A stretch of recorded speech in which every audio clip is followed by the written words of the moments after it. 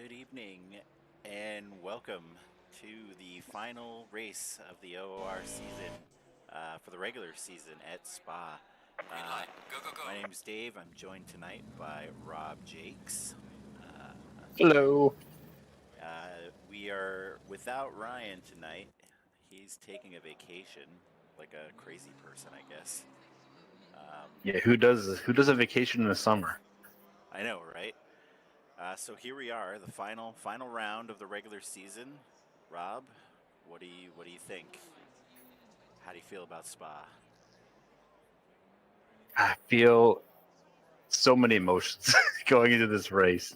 You and I've kind of come full circle, haven't we? This was it was just you and me at Silverstone for round one, but and now it's you and me for the Spa the finale, season 6. Yeah, it's they knew we were the best of the bunch, so they kept us around. Yeah, and they sent Ryan on vacation. And Yeah. when I say vacation, I mean I'm using air quotes around my ears. But yeah, Spa. It's oh god, what can you say about Spa that hasn't already been said a million times? Everybody likes at least half of it because it's got a little bit of everything. People have a fetish for Eau Rouge and Radeon, and will do their entire car setup based on being able to take it flat out. Yeah, I feel like that's always like the biggest conversation point with Spa is, can you go flat out up Eau Rouge? Me personally, I chicken out every single time. I don't know about you. No, I always choose life. I'll lift.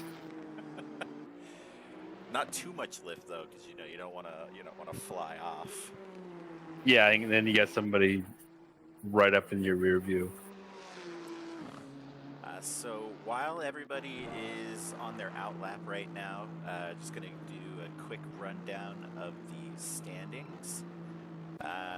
So I guess really for the blue split, the only change we could see at the top is between second and third. So first overall, Dornelis, commanding lead. I don't think that's going to change. Then we've got Kenneth Portis, P2. Nicholas Alvarado P3 with only a point separating the two. After that, fourth is Jeff Spengler and fifth is Austin Carpenter. So we might see some shakeups there, but I think the podium overall, it's going to be those three drivers, but maybe second and third will flip-flop. Maybe. It's definitely close enough. But yeah, the podium is spoken for. And Dave, they're saying they need you to be a little hotter in your mic. Okay, let me turn it up. All right, I can turn it up in a couple of spots.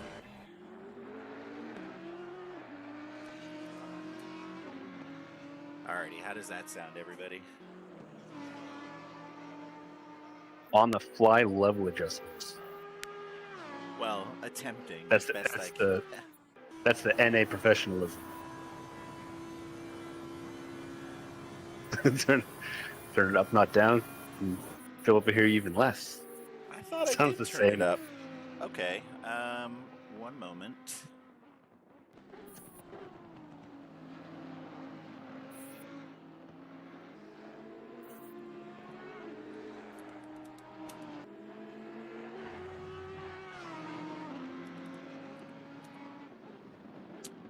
I do want to say, good old RTX voice,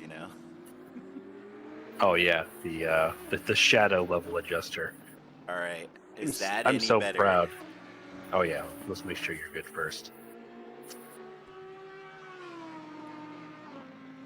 Levels audio.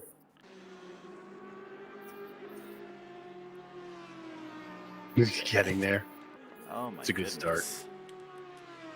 I do want to brag about NA first. The fact that we have as many racers as we do right now for the final round, it does seem to be an outlier. Truth be told, I watched only a little bit of both splits in the EU. and their fields are pretty small. So I'm glad we at least have that advantage, that in our favor. Alrighty, is that any better?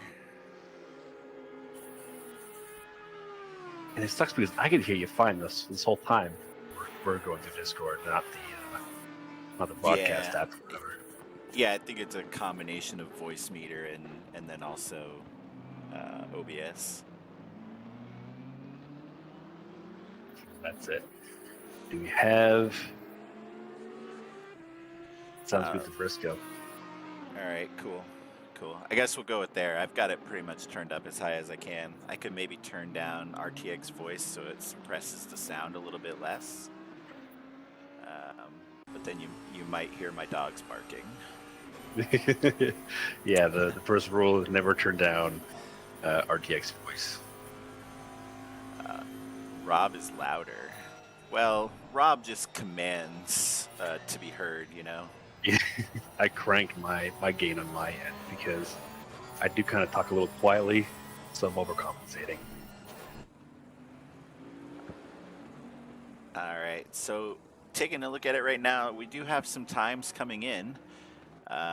Looks like we've got Nicholas Alvarado currently leading with a 217.7. Kenneth Portis next up with a 217.8. I mean, that's impressive. Getting in the 17s. I don't know what I average here, but it's nowhere near there. Yeah, my seconds have a 20 in front of it, so I'm just. and these are the banker laps. We're still in the banker lap territory. Oh, let's see. We've got a couple more 17s out there. We've got Fabiano now in P1 with a 217.5, and Dornelis in P2 with a 217.6. Thomas Pierce has jumped up into P5 with a 217.8. And Marsan has pulled up and is now at 217.9.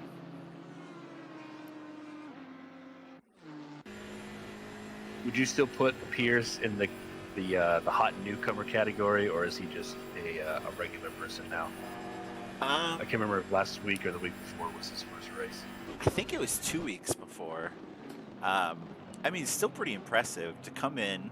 I don't know what racing he did before coming to OOR, but I mean, he's been really quick. I feel like he's been pretty high up in the races that he's been in.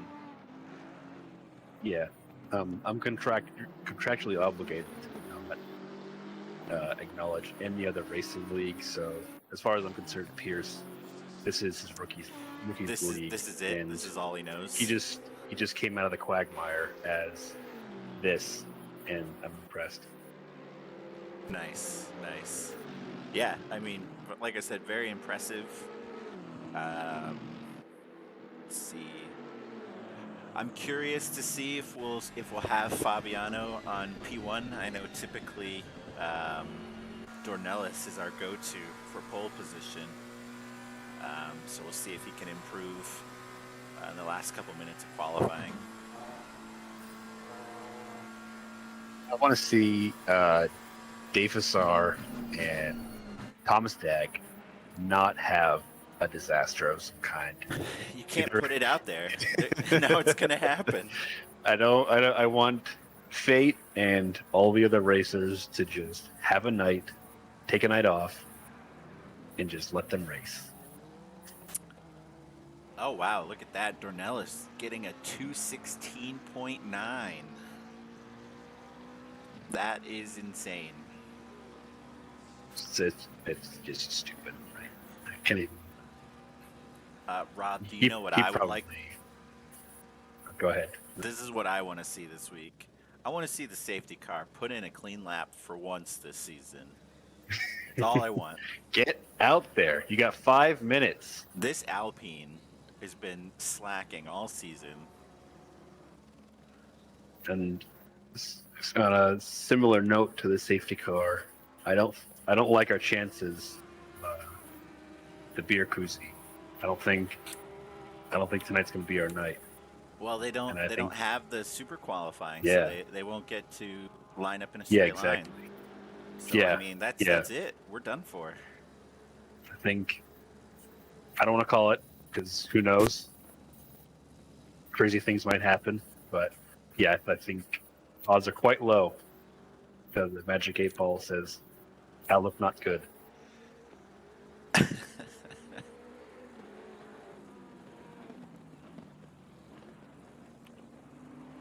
But who knows? Maybe the finals will have some magic. Let's take a look at your favorite driver, Mr. Tommy Kogan. See how he's doing. Hey there. Uh, Oh, can we see his inputs? so, Would have loved to see if he's got a double yellow at the top there. Everyone wants to see that in a hot lap.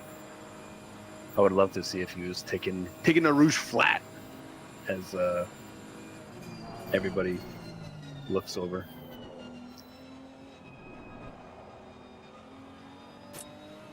Rob, how do you think the Nissan handles around Spa? Good on the fast bits, bad on the slow bits. It's just so understeery. I don't get a lot of neatness off the curbs. This is the track I finished second in a rainy 2-hour race, or was it a 90-minute race? Second to Andrew Warden, which is the best you can hope for when you're in a race with Andrew Warden. So, and it was in the Nissan. Yeah, So just a little something close to my heart. That is very impressive. Also impressive is Dornelis has improved on his top lap by 0.3 of a second, improving to 216.6. Yeah, Rick Smith said somebody got a toe there. I don't know if he's referring to Dornelis, but yeah, I do wonder if he got a little aero magic as somebody else goes off the top of Radion in front of Tefasar this time. So taking a quick peek in chat, looks like the Nissan won 2 out of the 4 splits in AP. That is interesting and surprising. Also, yeah, how many people were in the AP splits? How many drivers started at least? No, that's a good question. I'm impressed with our showing tonight. 28 drivers. This has got to be one of the largest grids we've had in a while. Yeah, I was getting the impression that a lot of the momentum was coming out. Or not a lot. Some of it was coming out leading up to the finals, but no, this is a really good showing. I'm pleased. Yeah, it makes me feel like maybe people really like Spa. So I would guess a lot of these drivers fall into the like Spa, where, you know, I feel like you and I maybe we don't like it all the time. Yeah, maybe depending on the car I'm in or the field I'm in, but I don't hate Spa. Say that. That's the best I can say. JC, Big Smelly's on vacation, so you've got Rob and I this week. Yeah, so we're all on vacation anyway. It's vacation for all of us. But yeah, we started this season just the two of us, so it's only fitting, right? Just the two of us? Yeah, building castles in the sky. Right. Let's take a look, see how other people are doing. So it looks like Jeff Spangler is up quite a bit on his previous lap. At least according to the broadcast controller. So we'll see how he does.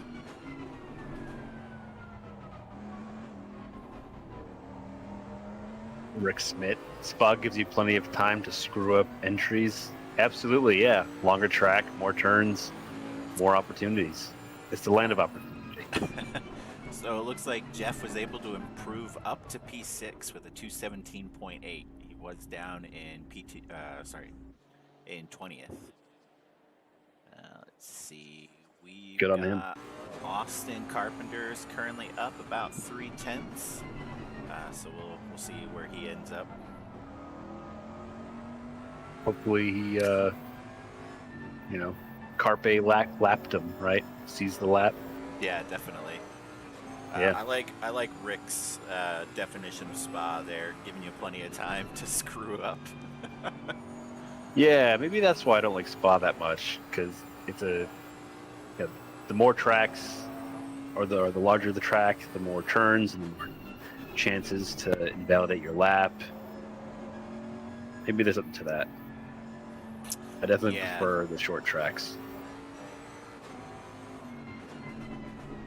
Looks like Colin Johnson thinks the track is overdone.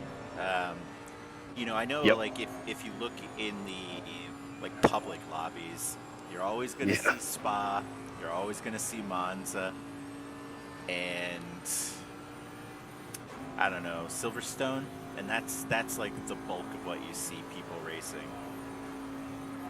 Yeah, it's very popular in the server browser, which I think probably helps why competition is so tight here.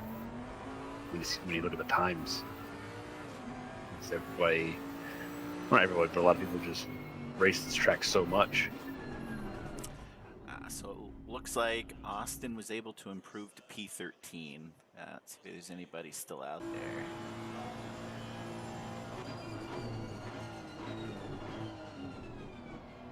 Let's see how Kenneth Portis does here.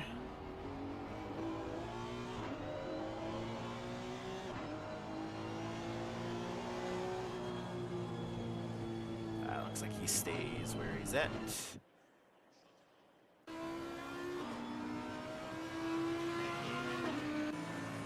One more.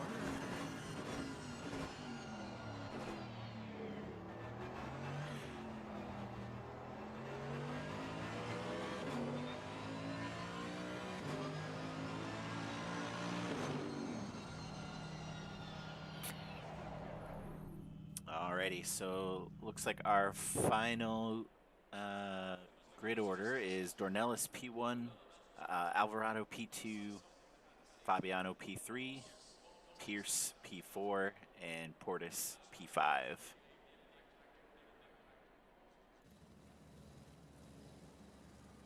With some absolutely disgusting times. Right, definitely.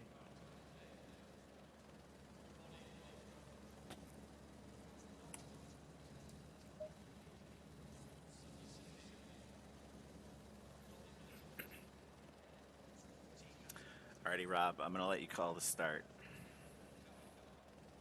Just so you know. I'll try and get you a good angle. I appreciate the warning, though.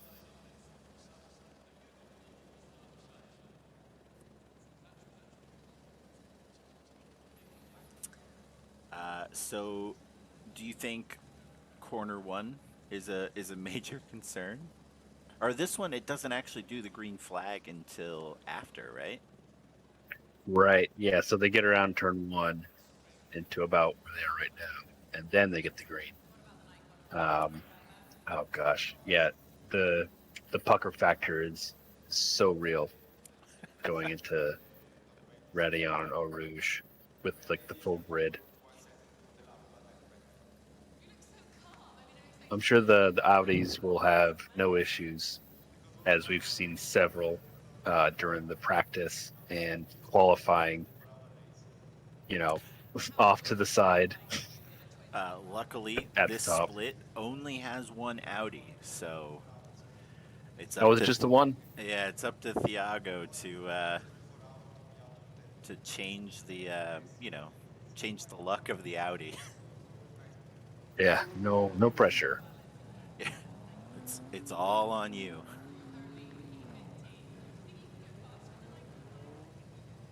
More. Oh yeah. Yeah, so I'm more of a sector 3 person. Looking at the track map, I like driving this in. I do prefer the fast bits. So yeah, sector 3. I'll try to take Yeah, turn 18. Flat out. That's my Eau Rouge when I think about setting up a car. And I still let them that usually you can see there.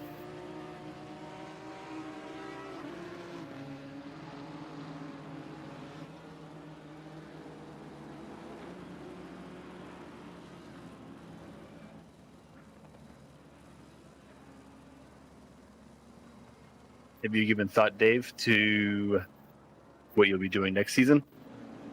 Streaming or racing? So I'll probably just race in rookies. Gonna try out the Bentley. That's what I signed up for. And then I'll hopefully Mullick will let me come back to do commentary some more. I guess it's ultimately up to him, I suppose, as the boss. Yeah. It's his server after all. You could just change the passwords and everything on us and lock us out. Kick us out. Ghost us or something. Yeah, Milton style on Office Space. Oh yeah, definitely. What about you? I'm still undecided. In a weird spot of like, not sure I'm fast enough for sprints, but I'm not too fast for runs. I've done it 2 or 3 times now, so we'll see. And then your funky job schedule making it difficult to have like a consistent schedule during the week. Yeah. So there's that. If I can get, I don't know, maybe another job, but we'll see. See how things go. A lot can happen to them. Right. And yeah, just under a month, right, until the next season starts. Yeah, the 19th, I believe. 14th, I thought was 14th. September 14th. I think is the new season. So, guess that'll be the plug real quick. If you have any interest in sim racing, we will be starting a new rookie series on September 14th, I believe. Let me double check. Yep, at Suzuka. Great environment to kind of learn the ins and outs of the game and sim racing in general, at least for the GT3 class. It's a shame that the first track is Suzuka, but Yeah, it's good to get it out of the way, I guess. Yeah, just get it done. Yeah. They're not gonna do it anymore. Yeah. So, safety car is out. Everyone's trying to get bunched back up, organized. All right, yeah, I'll try and get you a good angle to call it.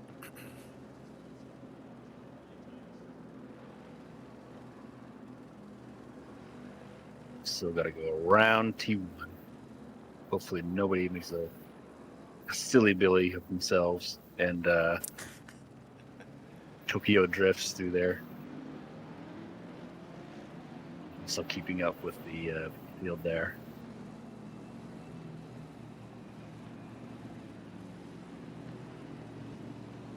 Dornelis leads them to the green flag. Alvarado and Fabiano. We're waiting, and they're off. Oh, looks like a bad start.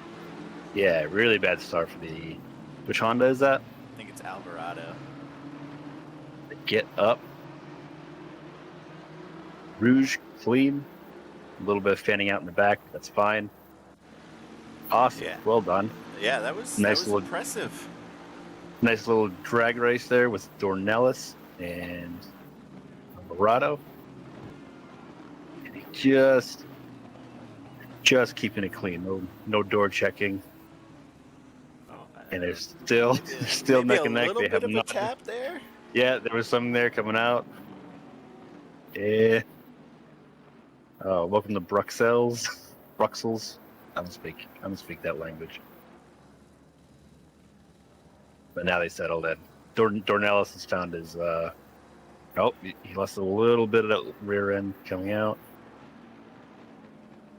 I mean, I'm impressed that they're keeping it this close in lap 1. Yeah, lap 1. Typically, we see Dornelis just shoot off like a rocket, so this is exciting. It looked like he was going to. I'll just take a quick look down the order. Yeah, I don't see anyone on the track map completely off.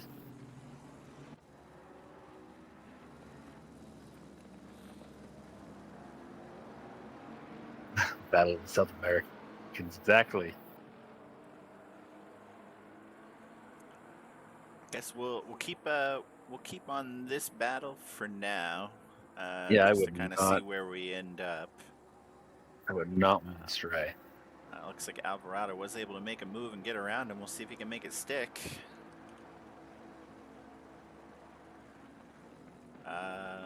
Looked like we had a bit of an accident in the back. I'm going to do a quick replay on Sear.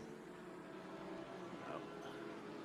Looks like he maybe just missed the action. Looks like maybe Nick Amon, perhaps? Yeah. Has he always been in the Has he always been in the Aston? Oh, anyway. Wow. Look at that. Fabiano was able to make a move to get around Dornelis as well. Oh, we've got Mr. Ryan Garrity in the chat. Chat ban, please. He's supposed to be away. Yeah, he's a Florida man now. You don't want that kind of negativity. Yeah, Florida man. Yeah. He's got some salts in one hand and some meth in the other. The pointy end of this is really getting feisty. Oh, had a little bit of a tap there. Fabiano, yeah. Fabiano's getting a little feisty. We'll do a cockpit cam and take a peek at that. Well, hopefully cockpit cam. I mean, he did a pretty good job saving it overall, I would say. Still really winning hot. And, yeah, definitely. That's not what you want to see in your rear view. Yeah, I'm surprised at how spicy it is at the top of the order here. It does look to be spacing out a little bit with the collision with Dornelis and Fabiano. Kind of spaced it out a little bit, so we'll go take a peek down the rest of the grid here. Oh, still got some folks. Marsan making it 3 wide. All right. Oh, why not into the grass 3 wide? And who is that? Hilligans that got pushed up. Yeah.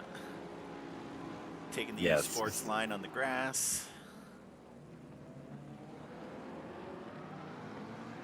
This is getting messy. What's with all the 3 wide? Blaine Hall just showing how he does it. Oh, who's that out back in the Nissan? Is that Flavio just parking in the bus stop?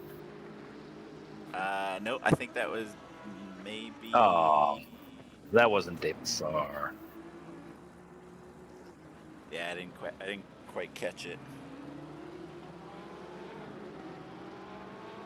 That was man Dave. Let's try and find some close battles here. I mean, they're already starting to space out pretty good. Looks like maybe Tommy Kogan just made a move to get around Landry. So we'll keep an eye on your buddy Kogan for a little while. Thank you. Doesn't look like Landry will give up so easily.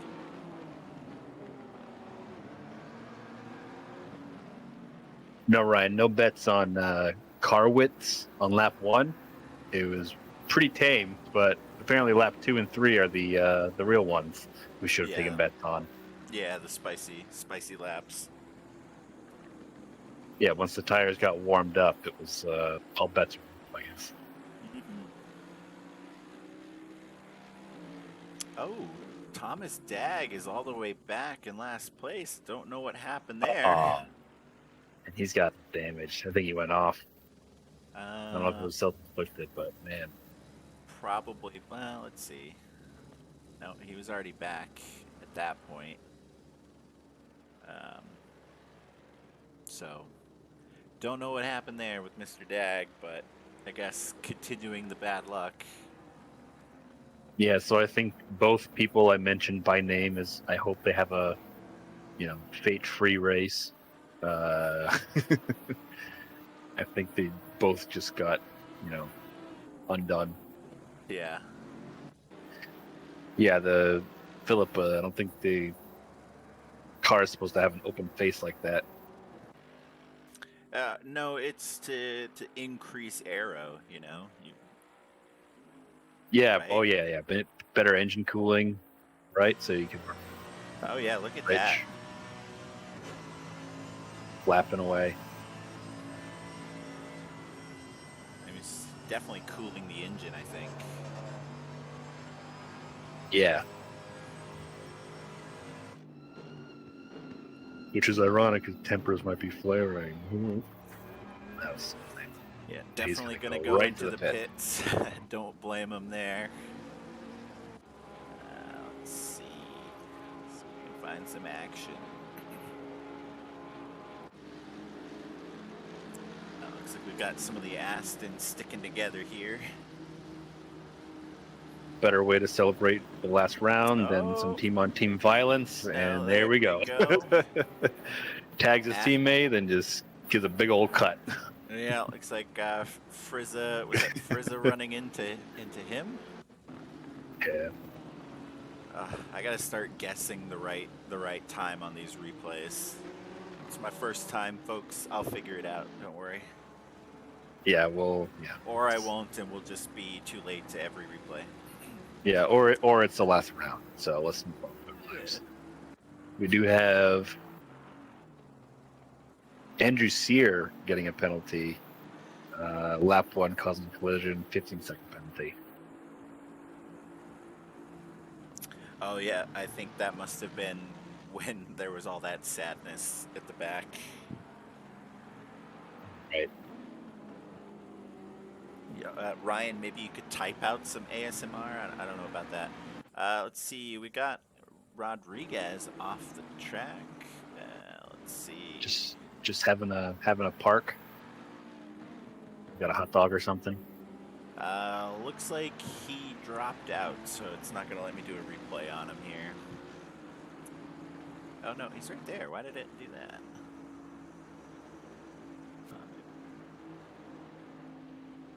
It just won't let me click on him, I guess.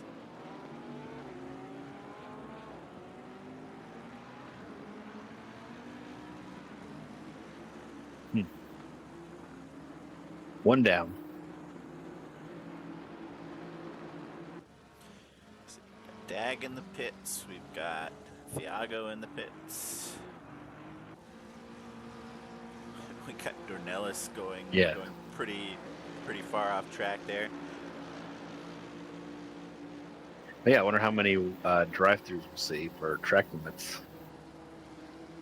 Yeah, how fair are the track limits here? I've heard they're favorable. Let's see if Fabiano's going to be able to make this stick here. Looks like he had to go off track a little bit, and Spengler was able to get back around him. Yeah, Spengler using all the track as the Bentley does.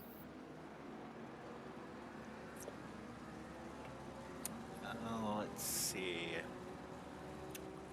Looks like Spengler's able to pull ahead a little bit more there.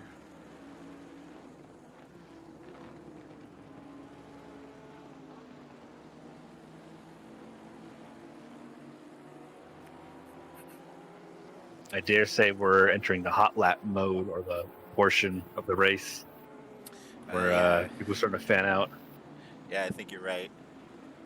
Looks like BC got a 5-second penalty. We don't have any information on what that may have been for just yet.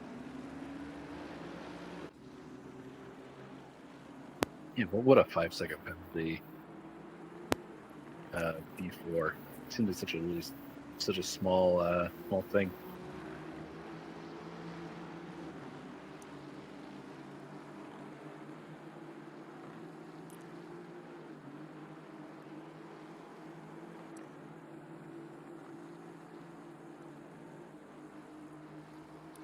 looks like Dag maybe left as well. Oh yeah, he just popped up.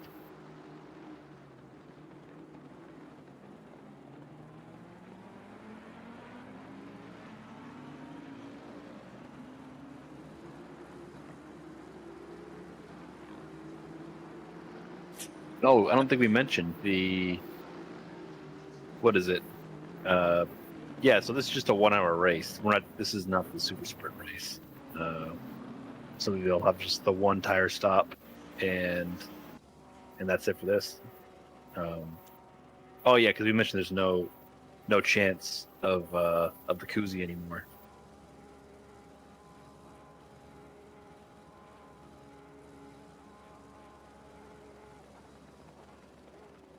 Oh yeah, but there's Dag and chat just glad to be rid of the Merc. Yeah, I don't blame him. I drove the Merc for my first rookie season, and in one case, on the one side of thing, the traction control is really nice, really forgiving. Helps you out a lot, but the car just doesn't turn very well.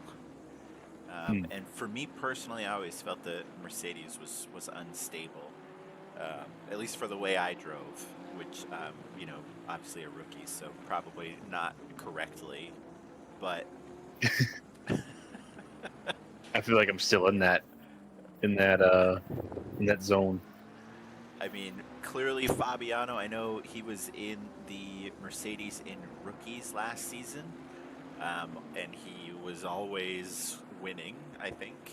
And, so far this season it's been pretty successful, so just not for everybody, I guess. Yeah, I like that, different cars seem to just jive with people completely differently. It's more of an individual thing. People talk about car just clicking with them. So it looks like we had another penalty come through. It's a 5-second penalty for Lutkus, and it was on a lap 4 for causing a collision. They're currently sitting in P8. I don't remember seeing a Honda doing anything squirrely. Yeah, I already have a greater appreciation for Ryan each week, having to pay attention to everything and trying to move the camera around to the right cars and stuff. So, well, I think his secret is that he doesn't pay attention to a lot of stuff. Oh, maybe he just leaves it on autopilot. Oh yeah, maybe. Let's keep an eye on this right here. Oh yeah, here we go. Let's take a look at not Hilligans, Flavio, and we'll go. The battle of the dragsters. Look at that. BMW just creeps right up on him. Everybody talks about the Nissan being quick in a straight line, and they're right, but the BMW, I think, is the top. I'm trying to see the rear camera on here, but I don't see it. The looking back camera. Oh, there you go. There it is.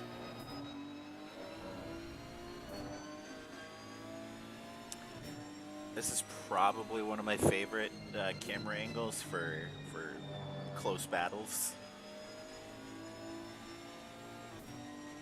Yeah, it does. Yeah, I like it too.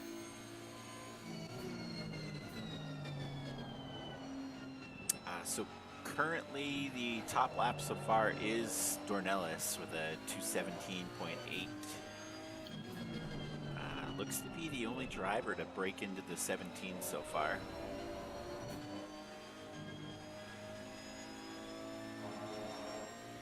With a race trim.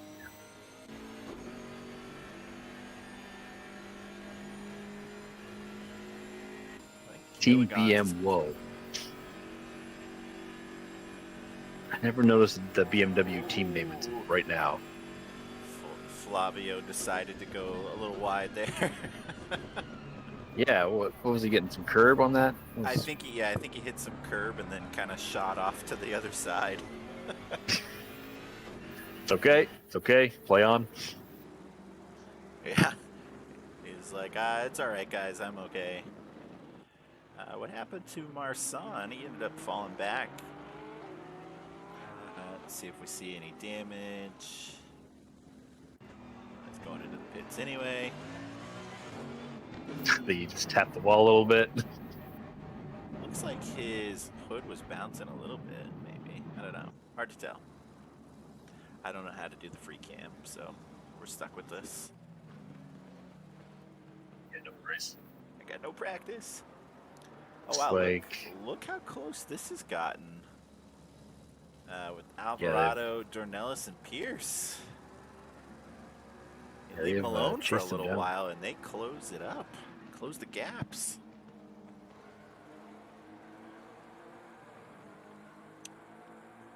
And they have two teammates in any kind of situation like this. I always wonder if there can't be any kind of like loyalty or coordination at this point. When you're at the pointy end of this, which is like, hey, look, I'm going for it. If you step out, I'm going for it. I mean, probably. I mean, you know, like you said, Pierce is relatively new to the league, so maybe wanting to prove himself to, you know, take down the leader. But, you know, at the same time, he doesn't gain too much, I guess. So maybe, you know, maybe he doesn't want to cause any trouble, but just try and stick with him as best as he can. Yeah, maybe you don't want to ruffle feathers, because you don't know whose team you're going to be on next season. That's true. That's true. It's just, I guess we'll bounce around a little bit down the order, kind of see how everybody else is looking. Looks like Fabiano was ultimately able to get around Kogan.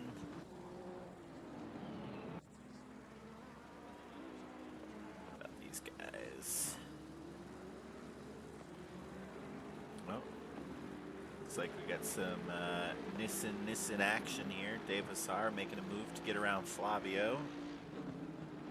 It's going to be tough from the outside line. You see on the inside? Oh, I'm sorry. Yeah, we'll keep an eye Good on him.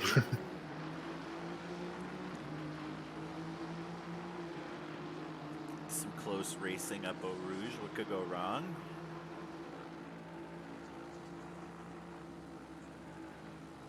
Yeah, what could go wrong? Oh, it's just so close. Oh, man. The pucker factor. Fritza looks on.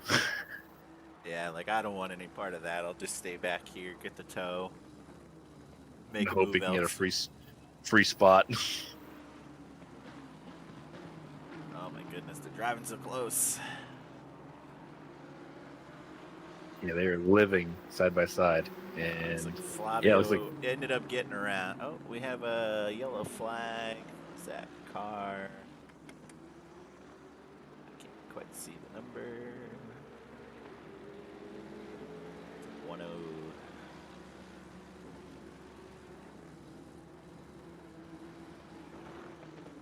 Somewhere around here. We'll just bounce back up here.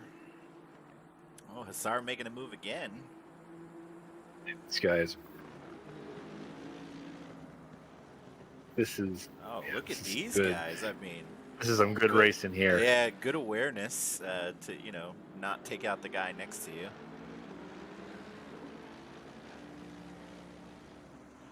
I think Dave races in VR, so maybe a little bit easier for him to peek around to see what's around him.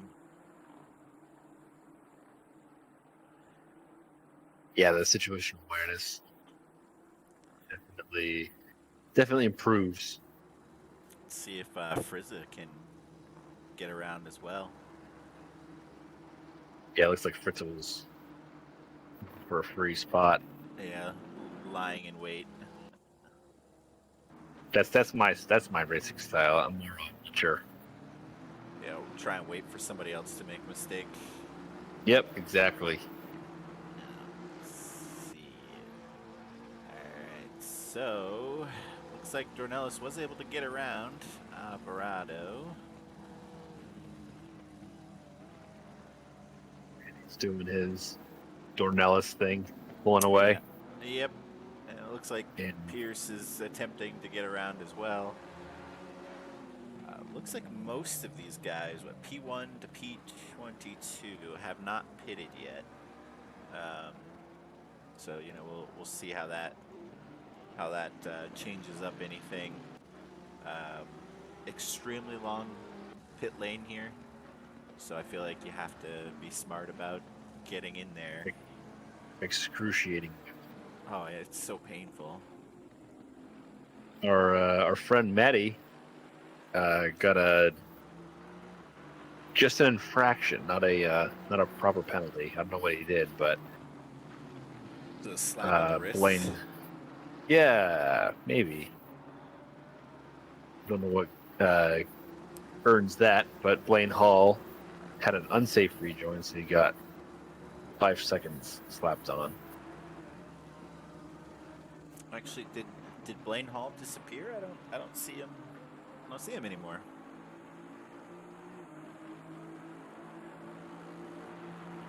Yeah, I think maybe he disconnected. That's a shame. I guess let's check in on Spangler, Landry, and Carpenter here. Relatively close.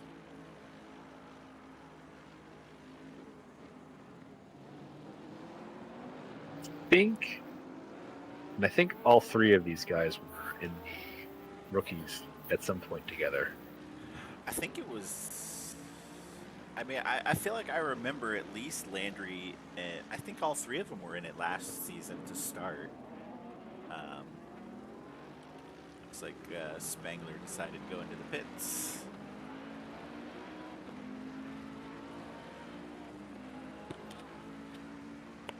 Yeah, as soon as we look at the three of them, just exit stage left.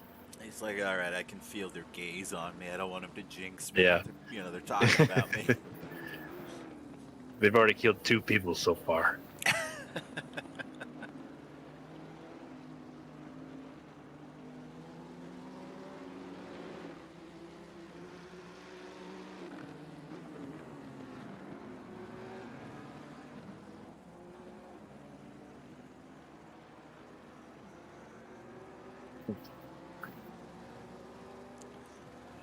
Let's see. I mean, you know, overall, I'm pretty impressed with how close the top of the grid is right now. Especially, you know, given the last few sprint races where, you know, they just start taking off at the front. Yeah. It's especially with Dornelis. It's just kind of his show from lap 1. Yeah. It's nice that he had to work a little bit harder this week, and you know, still has to pit, so could change a little bit. His place might be interesting. Let's see if we can find some action here. Grab a look at Maddie, because he seems to have a narrow margin. Yeah, looks like he was able to get around. That is Amador. Yep. Oh, but he got a little loose, and he's just able. Yeah, Amador, just able to get a nose in. It looked like he was like starting to turn in a little too much, but caught it like multiple times. Let's go for cockpit view on Maddie.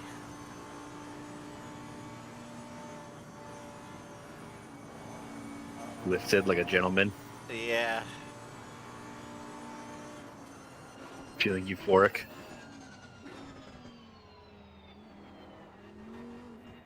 Looks like Amador is going for the pits.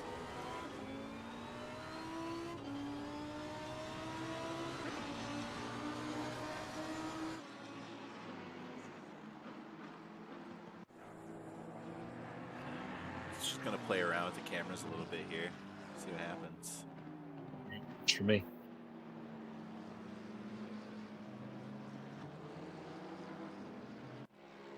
Yeah, it doesn't look.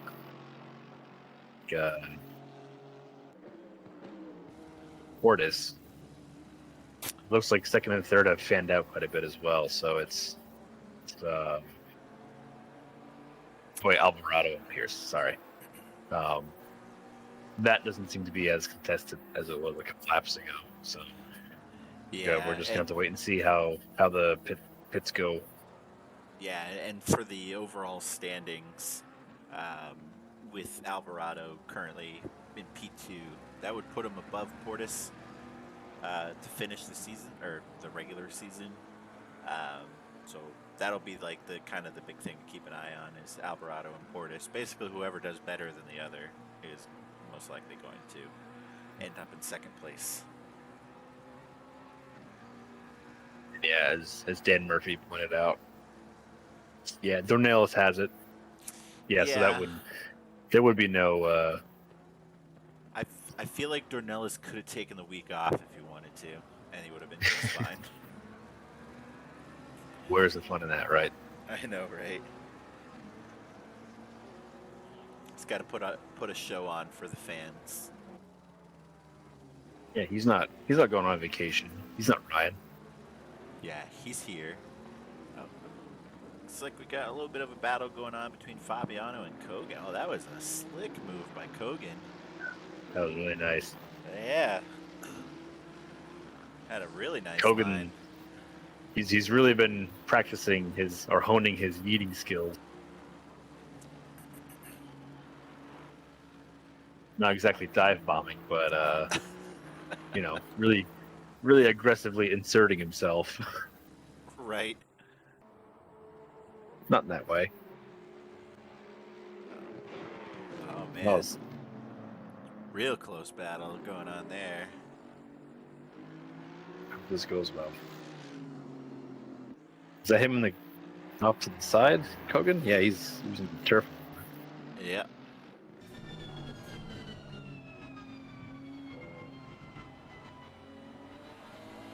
This is like a toy gun. Yeah, I love seeing these like tight races, like towards we're at the middle of the race and we still got people fighting for position here. So Yeah, it's nice. It's nice to have something to watch.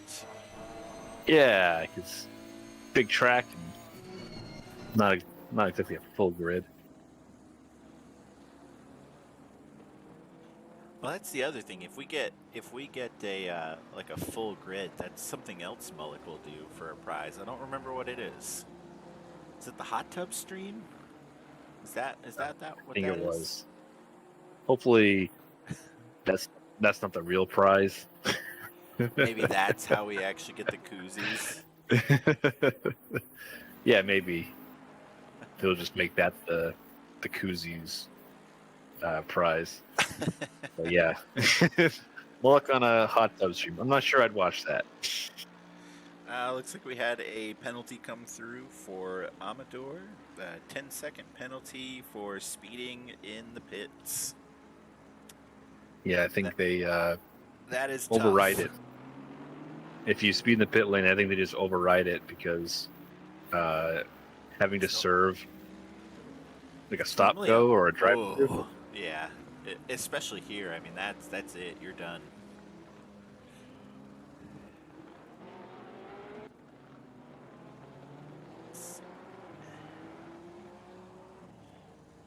Still pretty close here. It looks like everybody in this section is going into the pits now. It's time to pit. Alrighty. Let's see who's still out there. Got Dornelis still out there making a move to get around Mercedes. Looks like that's BC. Yes, this is a really tough part in the race for us to call because we have no idea who. Yeah. Or Shark Nomadic Lands. So we've got Alvarado in the pits, Portis in the pits. I'm going to keep an eye on these two just to see if there's any, how closely they are when they get out. Like I said, this is a big battle here with only 1 point separating them. I imagine Alvarado got in first. Portis is rolling first. No, is that Alvarado? Hold on, I might be wrong. That's Alvarado. My bad. I got excited. Man. So looks like Alvarado is able to get out. Plenty of time.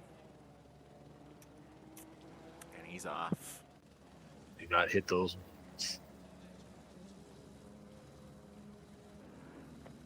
Let's see, we've got Dornelis coming into the pits. Pierce is coming in. Kogan's coming in. Fabiano's coming in. I wonder if we'll see. Let's see, Ike Guy is staying out. Who's that behind Ike Guy? Must be a back marker.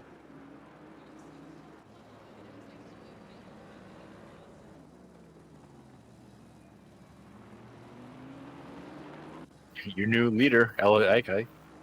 Yeah, it would be Amador. So Amador is currently in P21. Look like Amon just got a stop and go 30, so that's probably speeding in the pits. Amon. Yeah, that's tough.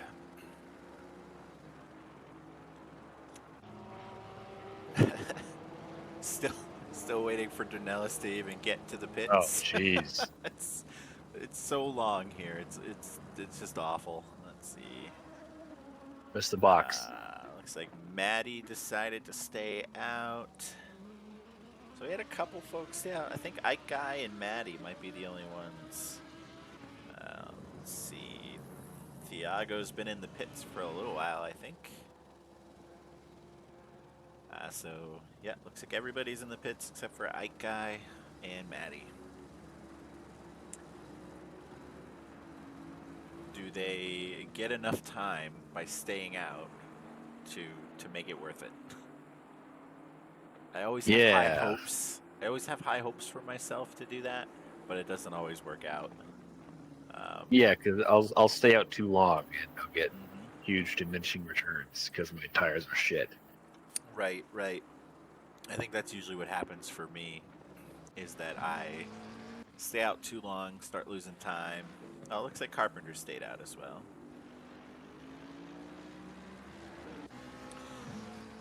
See, the shark is in the water. Dornelis is back out. The waters are chummed. Yeah, exactly. When is Shark Week? Did we miss it?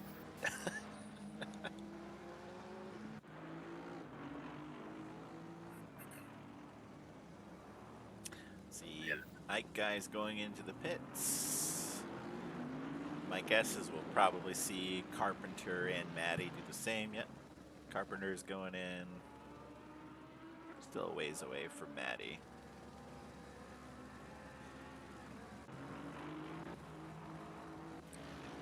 Everybody's pretty spaced out at this point.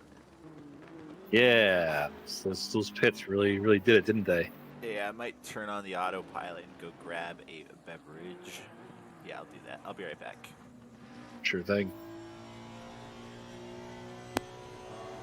Hopefully the different paces people have can cause a little bit of bunching up. 24 minutes left in the race. Hard to tell. And I dare say anything could happen. Well, not literally everything. This is a very tightly kept video game.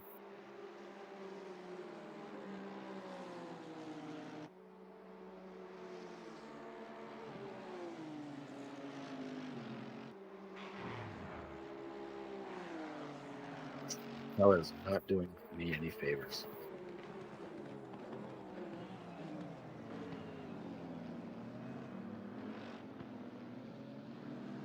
And Ryan seems to have killed the chat.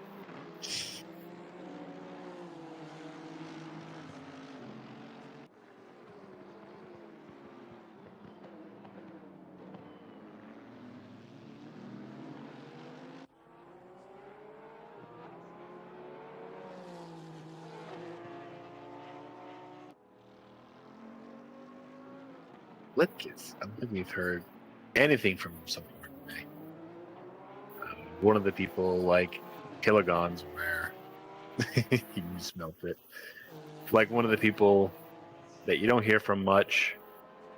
They just keep their head down and they just put a race in. Just look at some points anyway.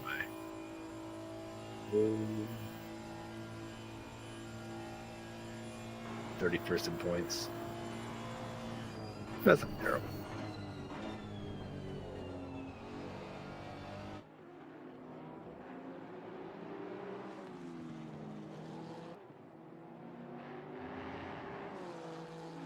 Taylor, I can't remember if you said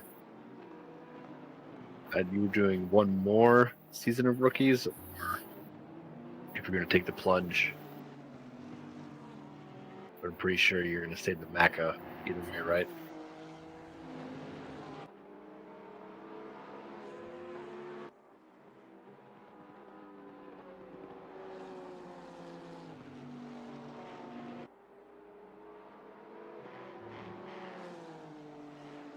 We do have 2 more penalties.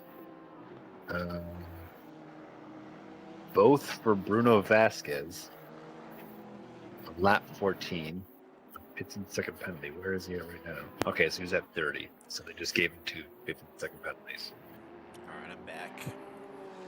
Welcome back. Sounds like I missed some penalties. Yeah, or just one 30-second penalty for Vasquez for a collision on lap 14. It looks like he had two separate penalties, 2 15-second penalties. Yeah, maybe they just hit him twice. Oh, Taylor's going into sprints. That's awesome, man. Good luck.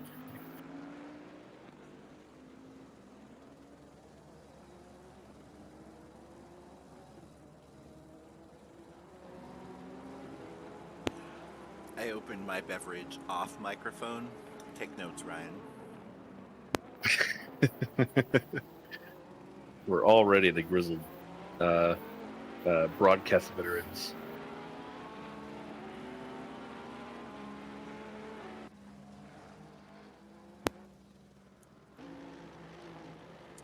What do you got? I've got these sour beers from Smutty Nose. It was a sampler of sours. I went full 21-year-old girl, and I bought a 24-pack variety pack of Bud Light seltzers, and I love them. And you love them?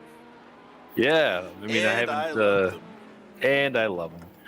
I haven't done any sort of like side by side with like Truly and White Claw, but you know, it's fine. Put them in the fridge. They're cold. They're fabulous. I guess while we watch these drivers I think that are some of the closer ones on the grid. There was an article recently about how, obviously there was quite the craze with hard seltzers, and quite a few companies kind of were too late to the table. And Boston Beer Company was one of them. They do Trulies, and I guess their projections were a lot less than what they were hoping for. What they actually did for like a quarter. So I think you might start seeing people drop off. That's weird because I thought Truly was one of the big ones. I feel like the the Bud Light seltzers were late to the party, but I'm not really in on it. The industry. Look at Landry trying to get around Vasquez. Let's go to the rear cam of Vasquez here.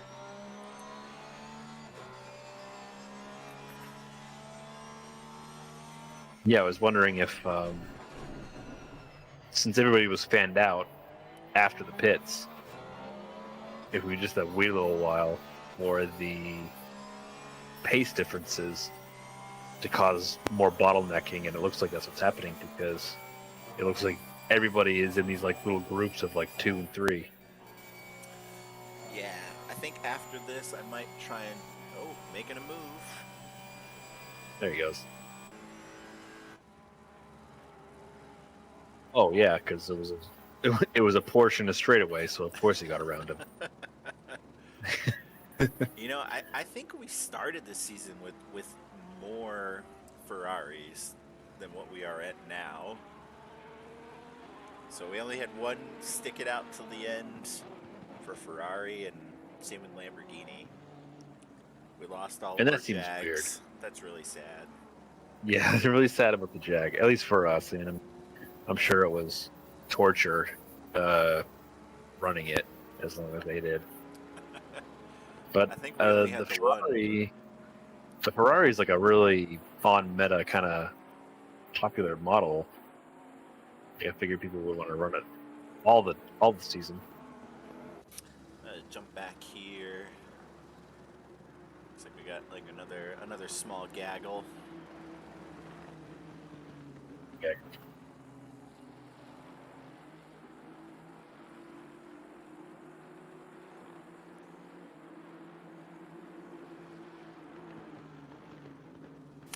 Oh, we had somebody go off.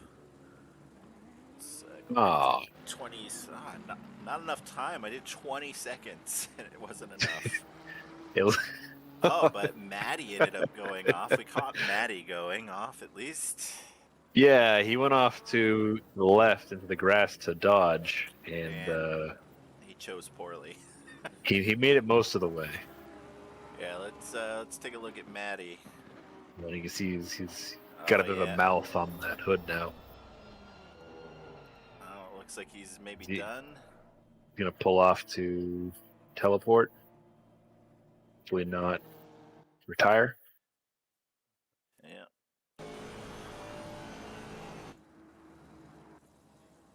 Is that the retire? Yeah, he just retired.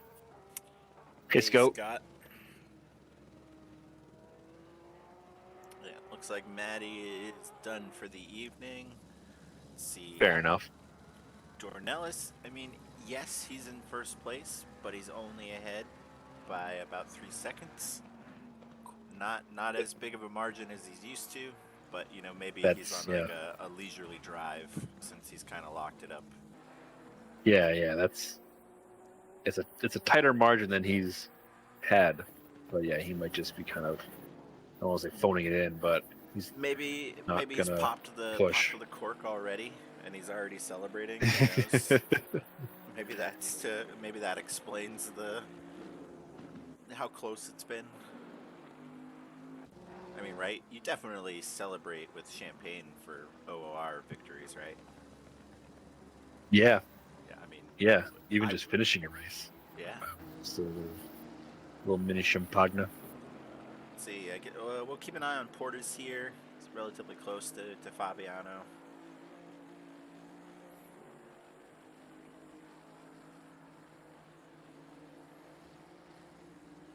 As soon as I say that, he starts falling back a little bit. Right, yeah. Typical. It looks like Landry and Vasquez are trading places.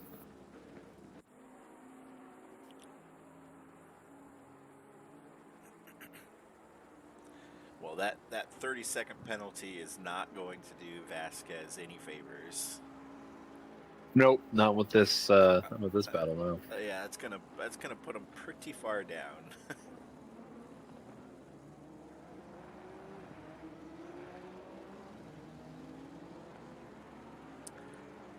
Let's jump up and see how Mr. Spangler is doing.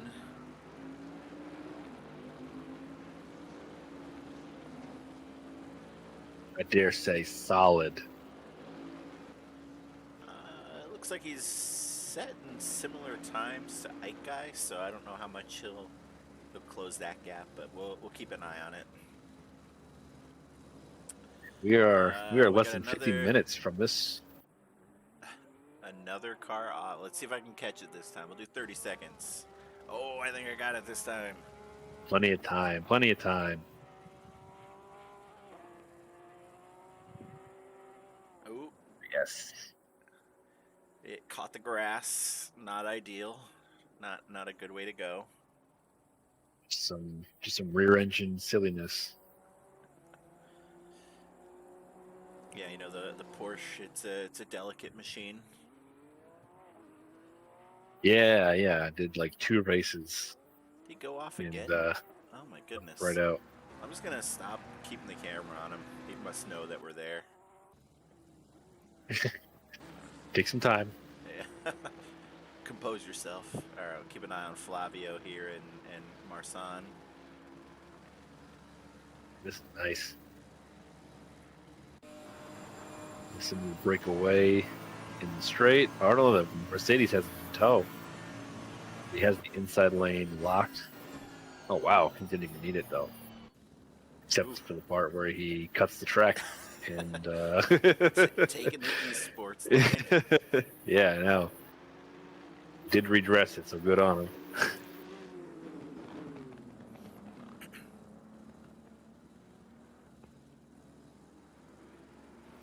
Yeah, I'm liking this.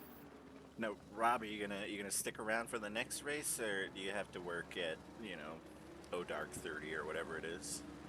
Yeah, it's gonna be having a rough Friday, Saturday, Sunday, so I'm gonna need to front load my sleep. I'll wait for David Sargent to jump on.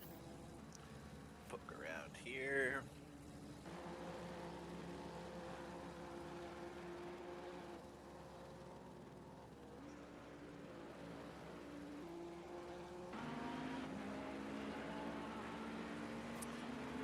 Looks like still relatively close battle with Carpenter, Landry.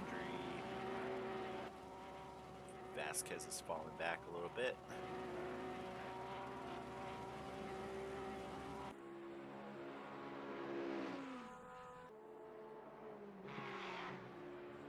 Landry making a move.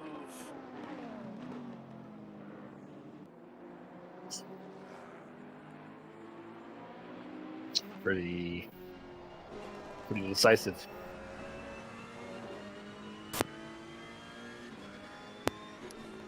Morning, JP.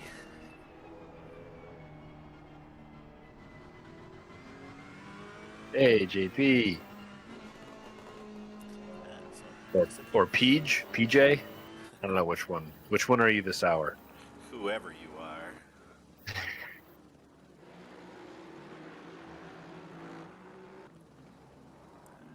Let's see. Check in on Mr. Hassar.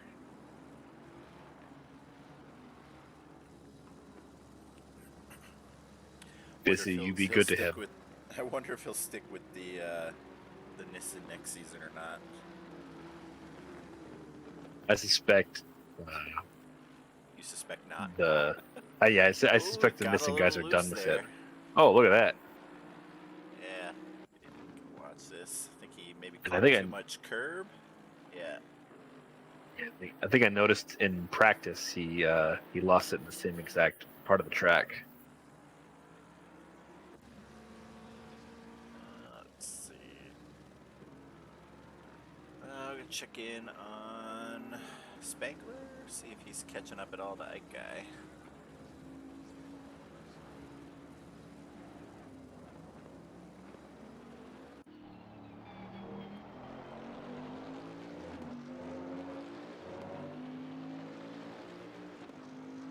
Thank you, JP.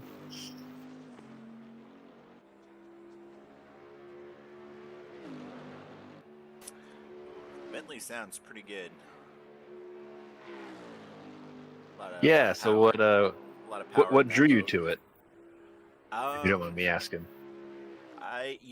So I like driving the Ginetta in the GT4s, and I kind of like the right-hand drive. So I thought maybe I'd give it a try in the Bentley. I know it's got a lot of power, so it'll be difficult to tame it, but I figure I've been pretty safe in my choices so far. Mercedes, then Aston. So maybe try and live a little in the Bentley. Yeah, it is such a cool car. it's just a little too off kilter for me with its other side wheel, but also just all the power. It seems I just have the weirdest, toughest time with it. But like, yeah, people who drive it, like JP, they love it. No, I think he's not a fan of it. I don't think so.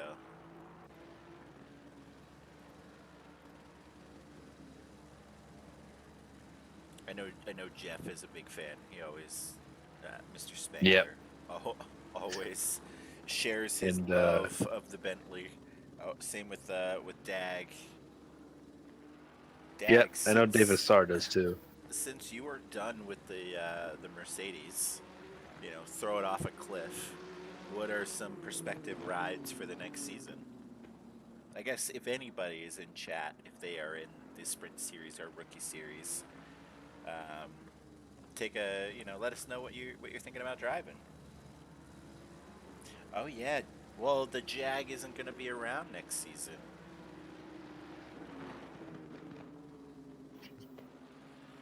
Dag and Jag would be That would be too great. poetic, but Yeah. only for the memes. I wonder if we'll see a lot of people in the Lexus or any at all. I know that'll be new for the next season. Yeah, I think it'll be. Yeah, I don't think it'll be more popular than the Jag. I think it has a little more BOP love and general drivability. I'm going to say Dag probably goes back to the Bentley for next season.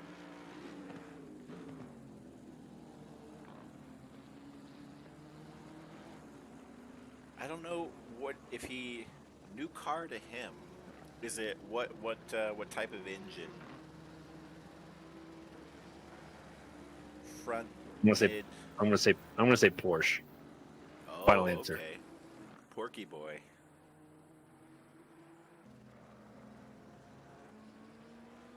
V8. I don't know if that's Porsche or not.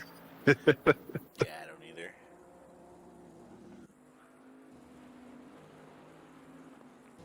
No, Aston's a V8, right?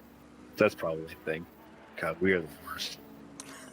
What are cars? Yeah. So these have 4 wheels. Oh, he's going with the Aston Martin. All right. Nice. Yeah, I do love. I do enjoy the Aston. I'm really glad we picked it for the endurance series. What endurance series? No, don't say that.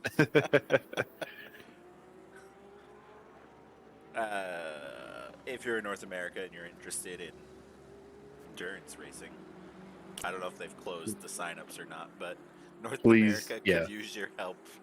Please get a friend. America, your country needs you to sign up for the endurance series. Answer the call. Answer the call. Get your war bonds.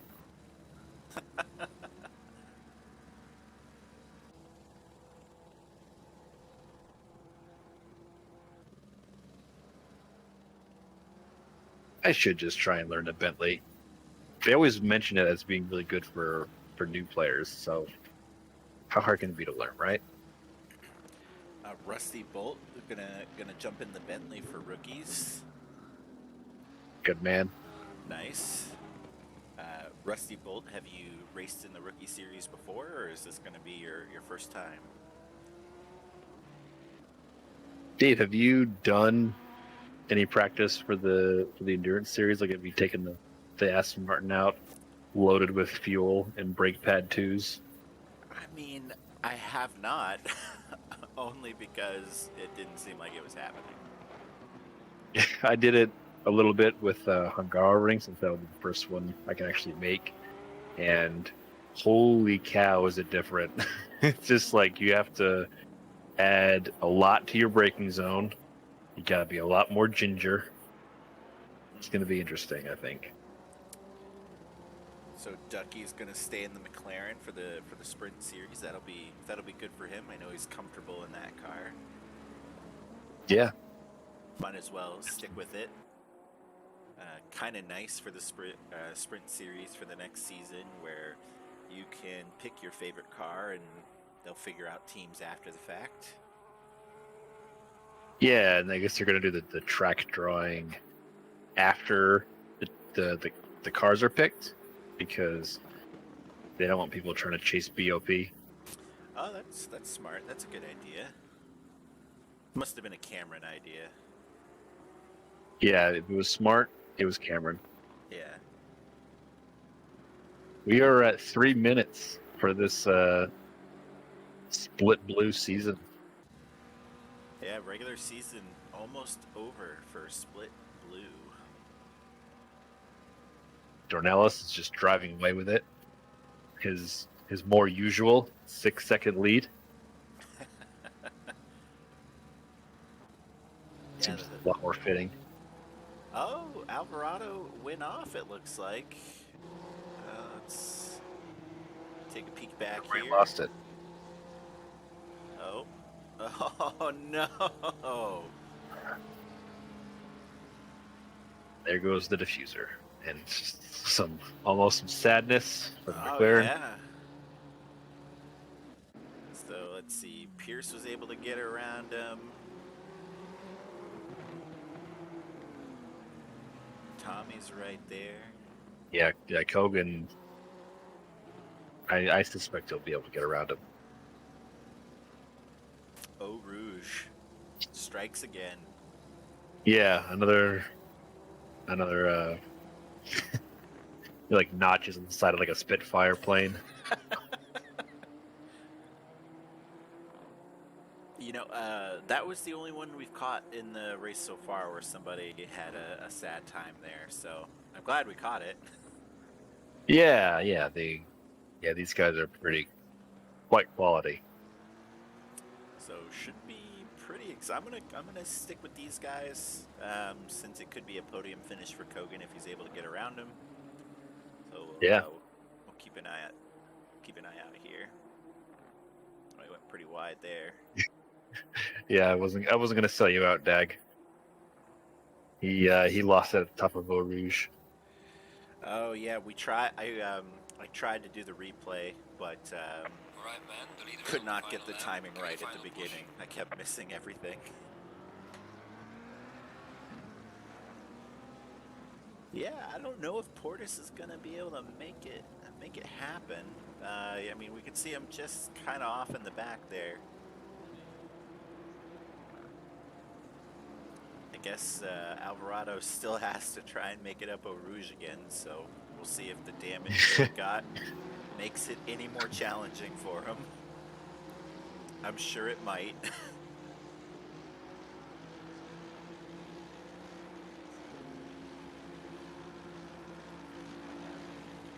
Who's that pit? Number 12? Oh, number 12's been in there for a while. It's Thiago. Oh, I gotcha.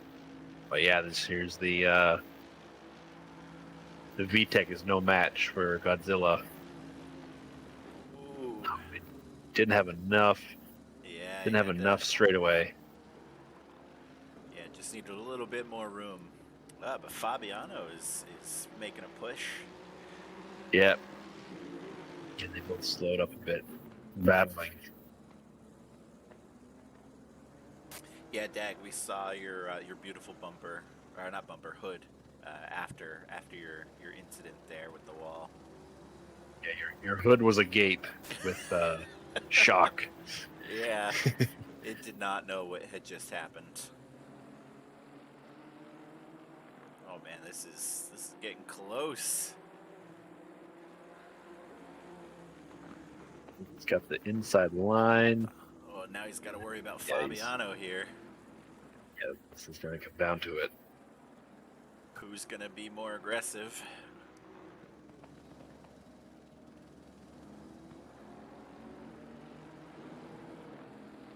Smelling a send. Yeah, from Fabiano. I'm a little worried for all parties involved here. Yeah, we've got the old bus stop coming up. Looks like Dornelis is going across the finish line there for P1. Like I said, we're going to keep on this battle here. Oh, Fabiano making a move. Can he keep it? Oh, no. Little Oh, door check. man. Elbows out. Nice. Well done. That was nice. That was nice to watch there. Yeah, it was good defending. A little flashy.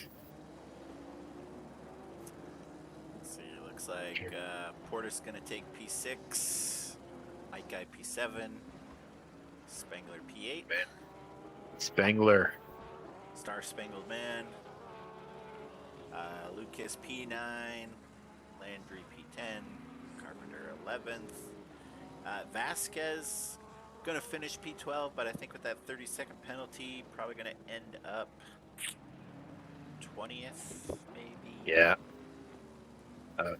I'll put my my bet on 20th. Some flashing there. Little flash from Hilligons. Good race. I think he was pretty close with Saidi through the tail end there. Did he? Did that guy Did run out of Bissy just fuel? kind of, yeah, he almost lost another spot right at the finish there. That would have been glorious. Oh man, I managed to pass somebody just as they came around the last corner. Brutal. I love it. All right. I'll Take a look at the timetables here. So for the AM class, we've got Pierce, P1. I don't know what he's doing in AM. P2 is Frizza, and P3 is Amador. Pro-Am, we got Fabiano, Ike Guy, and Landry. Overall, Dornelis, Pierce, Alvarado, Kogan, Fabiano. I'm gonna get us switched over to the next race. That is Split Blue, done and dusted for season 6. Regular season. I'm gonna use as many Moloch phrases as I can.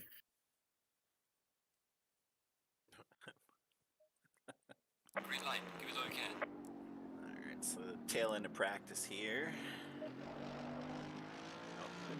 Fix broadcast here.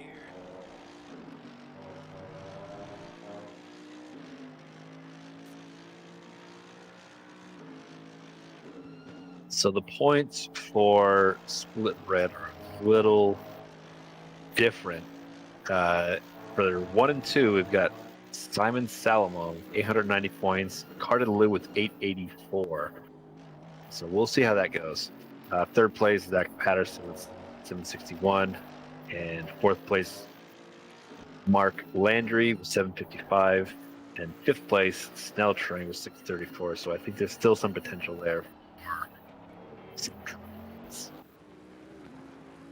I think all of them are in tonight, defending their positions. Quite a full grid tonight for the red split as well. We've got 27 cars, it looks like.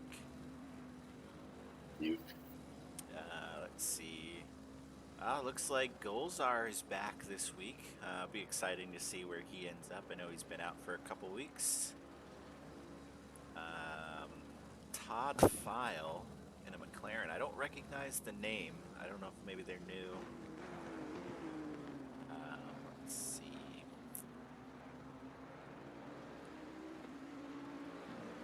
Should be pretty exciting. Let's see if Murdoch can keep the domination going. I know they started in a couple weeks ago and have been one of the speedy boys from the very beginning.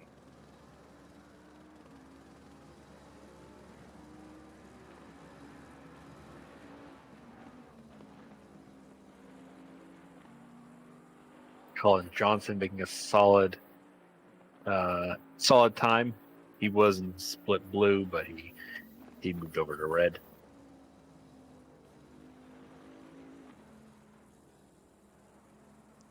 Oh, we got that slouch safety car just joined. Really Still classed up can't the put joint. Yeah, still can't put in a lap. There should be a rule about having to make an effort, at least. I feel like whoever's driving the safety car, they're probably like, "Oh my God, shut up." I think was it this split or was some like a EU or AP where it was clear that there's like a keyboard or a controller being used to drive it. I think like one of the stewards Seeing the was super like just twitchy wheel. yeah. Maybe a chase cam even.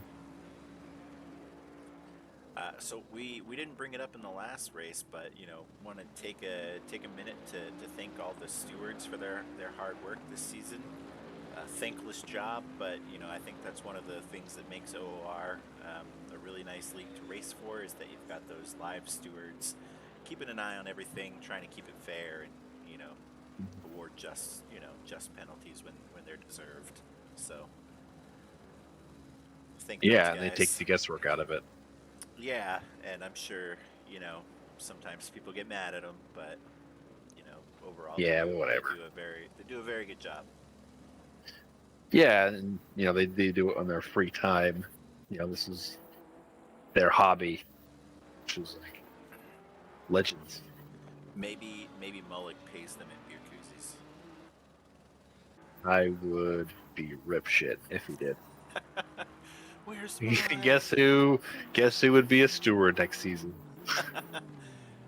New to the steward team this year, Mr. Rob Jakes. Oh, that was one thing I wanted to comment on this week. You've got somebody in the booth that can pronounce your last name correctly. How do you feel? Feel great. I've kind of since getting into sim racing, I've just kind of accepted that my last name is going to be butchered. I've just kind of started internalizing, like, what is my last name? Maybe it really is Jocks or Jax or Jacques. Who am I? But Dave Asara is with us now. Hello. Hey, Dave. Hey, Dave. How do you feel after Spa? Glad it's over with. Not one of my favorite tracks. And my brain seemed to exit the building about 15-20 minutes to go, so I lost a few more places than I should have near the end, but good season overall. Is that going to be a no for the Nissan next season or any season ever? No, I didn't dislike it that much, but happy to move on. Have you already decided which car you're going to jump into for the next season? Yep, I've got my entry in the Bentley right now. I don't expect that to change. Seems like a lot of people are going to enjoy the Bentley next season. Yeah, getting a lot of love next season. Was that you, Dave, in the bus stop, all squirrely? It was early on in the race. I can't remember which lap, but yeah, some backpack. Yeah, one of my teammates had gone off at, turn names. The one before the bus stop, fast left. Anyways, he had gone off there and was rejoining, so I was kind of keeping my eyes on him, and I also saw like gravel flying on the right-hand side, so I was trying to look ahead, kind of see what was going on, because I could see there was a huge gaggle of cars ahead. So then I just missed my braking point completely and went into the runoff, had to wait until most of the field came through, which was annoying because I had moved up quite a few spots by that point, but had to do it all over again. Yeah.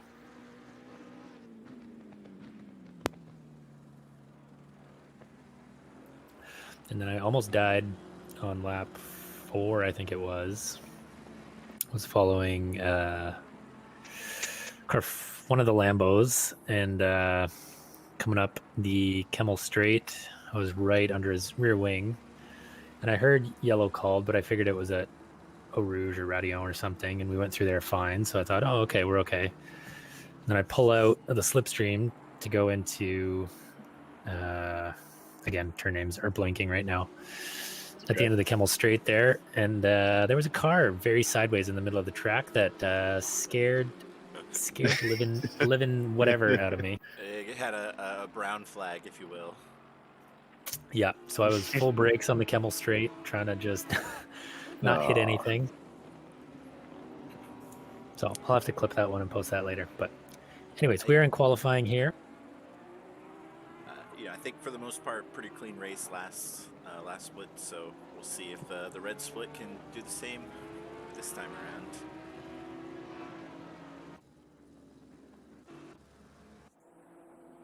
And I'll take my leave. Alrighty, thanks. But yeah, Rob. good commentating with you this season, guys. And who knows what the future can hold. We got finals. Don't go running away yet. Oh yeah, that's just true. Well, yeah, I'll just say it's a regular season, right? Yeah. All right, take care, Rob. The competition is gonna heat up the next 2 weeks with That's true. finals. I gotta do my vocal ups in preparation. But until then, I'll head to bed. Thank you, Alrighty, guys. See you later, Rob. Good night.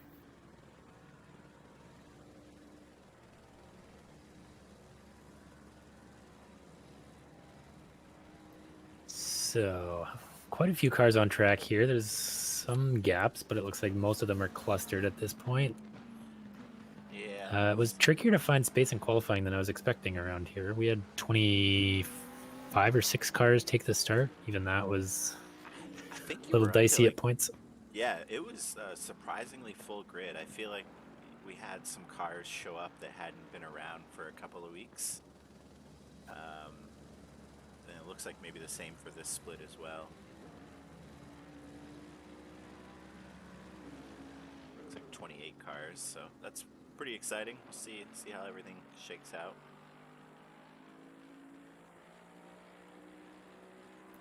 No times on the board yet. Sensano will be the first here. Looks like there's a few cars either came out late or have invalidated already. Those aqua dots on the map.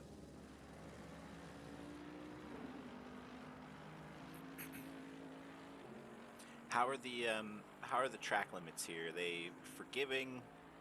Not, unforgiving? They were pretty forgiving. I got 2 at Radio a couple times.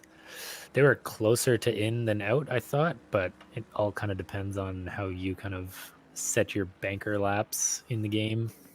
A little pro tip for people out there if they don't know. So if your first lap is kind of pushing the limits but still inside, you've got a bit more leeway later in the race. Whereas if you're very conservative early, your track limits are going to be a little tighter as the race goes on. I think it does kind of move with you, but those early laps are very important in terms of setting kind of your fastest potential time. So it looks like Sonsano did invalidate towards the end there. So the first lap to go through was Snell Train, but he was quickly removed by Golzar with a 2:16.9.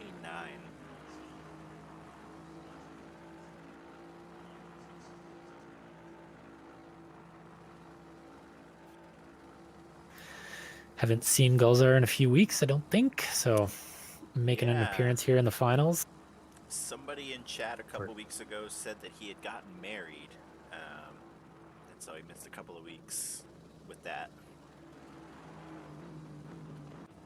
Well, congratulations if that's the case. I suppose that is a good reason to miss a couple of races.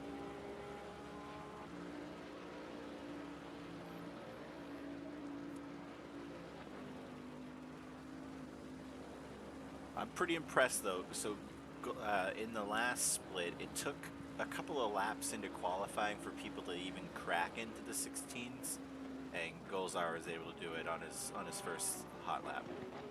So that's pretty impressive.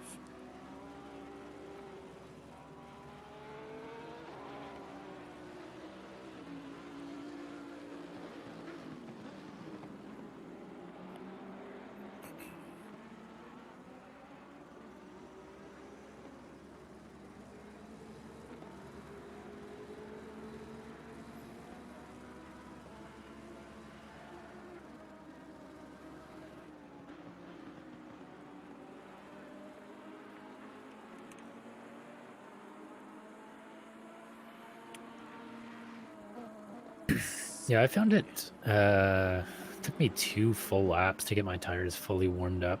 I don't know if that was just the temperatures or the way our setup was. It wasn't crazy on tires or just how I was driving, but so yeah, that's crazy to see Gulls there go 16 right off the hop. Landry is up there too. Clearly not having the tire issues I was.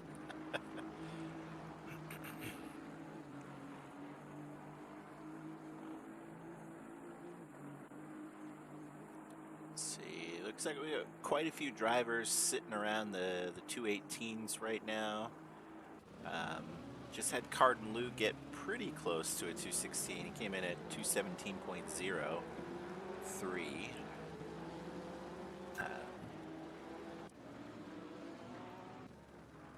Apparently in the AP splits, they had 2 out of the 4 races have a Nissan finish first. I feel like that car's been really impressive this season to kind of see. You know, like I feel like it's been more towards the top of the grid, and I know, you know, it can be a difficult car to drive. You know, for a long time, I feel like Rob was the only one driving it in any of the leagues I was in. I know at least in rookies, I think he's the only one that drives it. Yeah, there's not a lot of love for it in the free choice series, but in the sprints, so far it's been, I think, at least 1 or 2 every race in the seasons I've been here. Next season, it'll be interesting to see when people have free choice of car, what cars get more love than others, if we've got all the makes represented or if there's going to be some that drop off the grids. Interesting to see how that shakes out over the next few weeks. Looks like Gozar was able to improve a little bit, up to a 216.8. Try focusing on somebody else. Let's see. Let's see how Colin Johnson is doing. Currently in P18.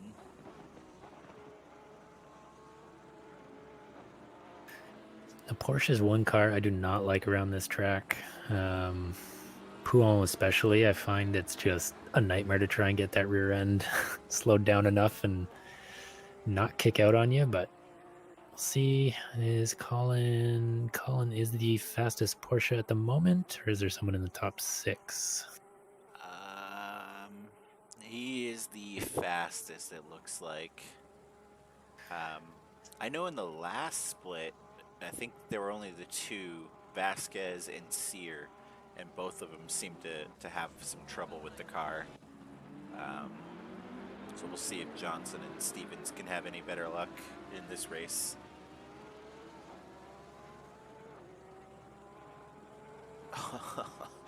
Carden Lou was able to take P1 with a 216.86, up 200ths on Golzar.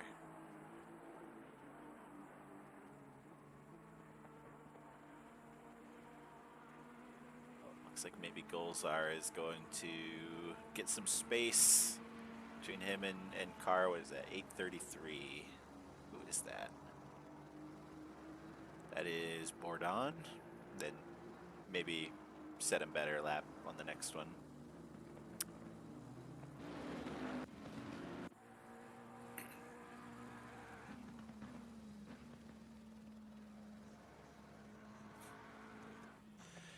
So is there anybody in this split that you're kind of looking forward to see how they do in the final race, Dave? I'm curious to see how Gulzar stacks up, if he's still got his pace, if he challenges some of the fast guys that have been kind of leading the way the last few weeks. So Riley Murdoch, who's won, I think, his only 3 starts. Yeah, an impressive currently start in to P4. his OOR career. So he's going to have some work to do. Someone to race maybe this week. That'll be interesting to watch.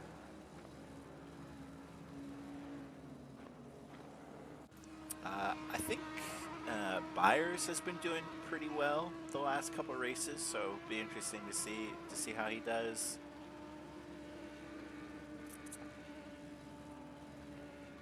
I think the same with Hunter Page. I think he had a pretty decent race last week, and that was his first race back in a little while.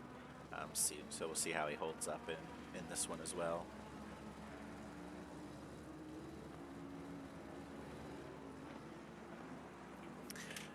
Is Todd File new for this week? I don't recognize the name. No, I think he's been around for most of the season. Okay. He's usually near the back, so I don't think we see him much on stream, which may be why he's not front of mind. But no, I think he came through the rookies either last season or at the start of no, I think he's been in sprints all this season, so maybe rookies last season, but no, he's been around for a while. Maybe even 2 sprint seasons, actually. Well, I'm just really far behind, I guess. There's a lot of names to keep track of, especially when you're doing both splits, so I won't hold it against you. Yeah, this week is the added complication of broadcasting. So I have a new appreciation for what everybody deals with that.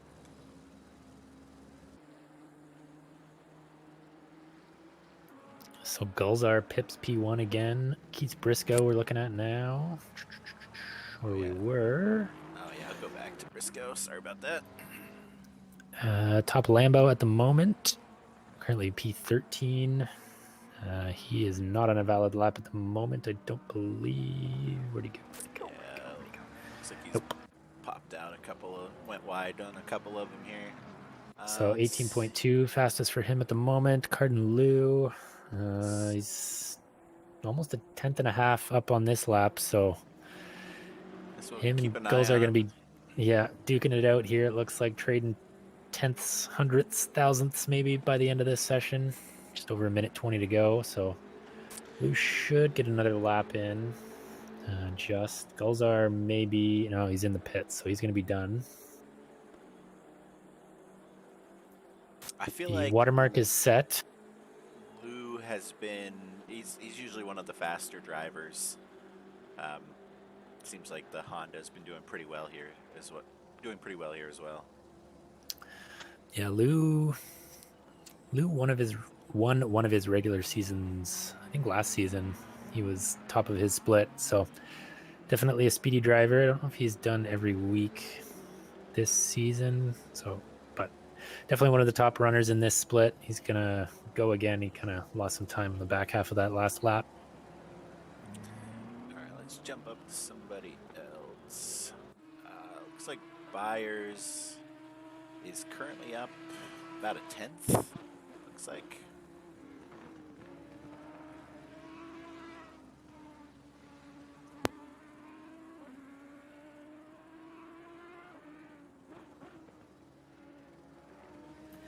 Yeah, it looks like that 10 to almost 20 range is going to be super tight in terms of distance between cars, or time between cars, I should say. They're all on good laps at the moment as well, so lots of shuffling in that pack here as the time runs out, and we just have those that are on laps finishing up. I might jump over to Geiger. It looks like he's up 4/10 right now. Gulzar came back out, but not entirely sure why. Maybe just doing some more testing. Yeah. Taking advantage of all the time out there.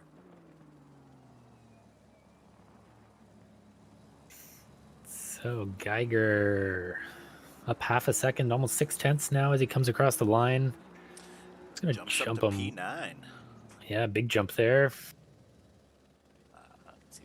Byers is up to P8. I'll go back to Lou. Currently up 2/10 on his best lap. Yeah, this is the section he lost his time last lap, so we'll see if he can maintain it on this one. He's lost a bit through there, but oh yeah, he's going to struggle here to get Gulzar by the end, I think. He's kind of just maintaining. So currently 1.8, 1.9 faster. He's got 1.5 to beat. Sorry, 0.15. And looks like he's got up to 0.3 quicker, so he's going to go pole here as he comes across the line. 5.066. Oh. Oops. That BMW stopped in a bad spot. Well, at least he was able to get over the line before that happened, so that's good. Let's see if anybody's still out there. 777 looks like is the last one across. So Murdoch only P5, half a second off pole. So Gulzar and Liu, it looks like, in a class of their own, then about half a second to the next car. And it kind of trickles down from there. Oh, I could go back and we could take a look at that, I guess. Nope. Alrighty, that's that. All right, I will be right back before the race starts. Sounds good. So full rundown, or at least the top 10. We've got Liu, Gulzar, Landry, Snell Train, Murdoch, Sansano, Gonzalez, Byers, Geiger, and Clark. T. Clark in P10. 28 cars taking the start in this race, so lots of opportunity for passing for those at the back. Long way to go forward if you're trying to go forward, for sure.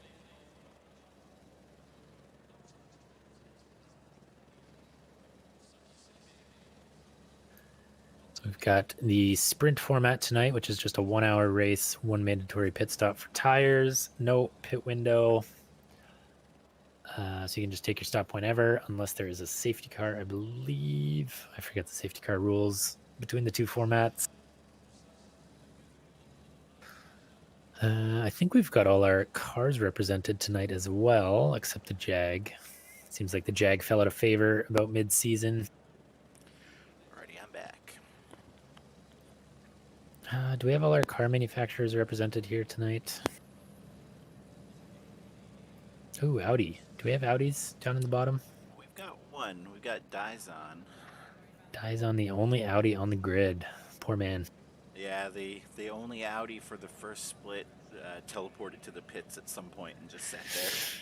Yeah, I saw that. I saw Tiago did not even make it to his pit stop. He had that orange one the entire time.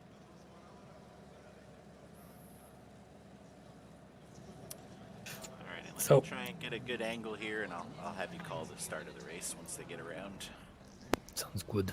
Cameras are a little weird at the start here, but we'll do our best. Yeah, I don't So- know if there's a better one to pick. Trying to figure it out. Yeah, just because the way the ground slopes, the helicam doesn't kind of fly up high enough to get more than 3 or 4 cars in the view, but I think that's probably our best option. Yeah, JP, the Audi is not so fun around here, I can say from experience. Are you having flashbacks, Dave? Well, actually, I shouldn't say that. It's Eau Rouge and Radion is a nightmare, and then it's pretty good the rest of the way around. But that's a pretty big margin, or there's very severe consequences if you get those wrong, unfortunately.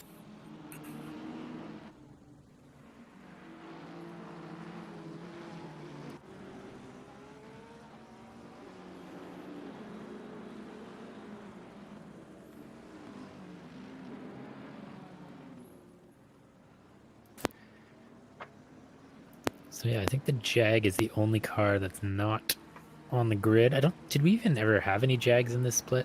I don't think so, eh? I think Ben Keogh started off in the Jag and maybe Okay. did one race and then switched over to the BMW. It did not last very long, that's for sure. I think Hudson was the longest running driver in the Jag. And then they had that one race where they just took everybody out. And I think that was like one of their last races. I think that was Paul Ricard, maybe?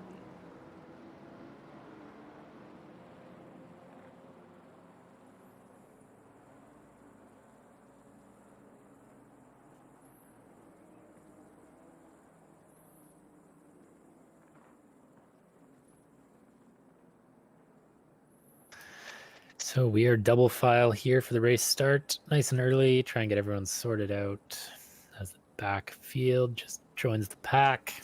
Safety car is going to pull ahead. Leaders will kind of control the pace from here. It's kind of tough to keep the pack bunched up with the bus stop and La Source. But I'm sure they'll be fine. 28 cars, though. That's going to be exciting. Yeah. Do we have any bets on how many cars wide will go through Eau Rouge? I know that's kind of really where the race starts on this one. I mean, you can't really go more than 3, can you? Not without I think dying we only had a lot. 2. I think we only really had 2 in the last split. So hopefully they're smart and don't ruin the race right from the beginning. All right, I'll try and get you a couple cars back so we can see a good slice of the action.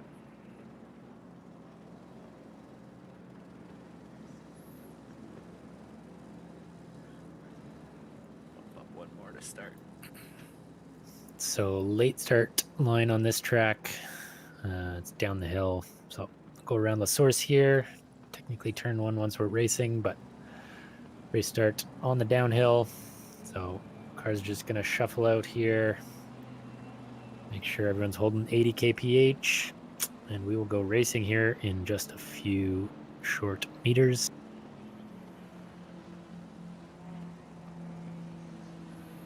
Green light, show them And we are green. So no one getting crazy ahead. Landry maybe getting a better start there. I think he's up 1 position. Leaders are out. No. Leaders are out immediately. So it looked like Gulzar got a bit of a rear step out and then just couldn't get... and he gets bumped by the BMW. I think he's in the wall there, hidden behind the trees. He's still going, but definitely got a bit of help from the BMW, I think. So Gulzar and Murdoch, I think that was... Lou, I think. You're right. Lou it was. And we've got the safety car on the move. I think he's just pulling into his pit box. Oh, okay. 'Cause It's such a long pit, I always forget. the pack is still bunched, so I'd be surprised if they were calling a safety car for that.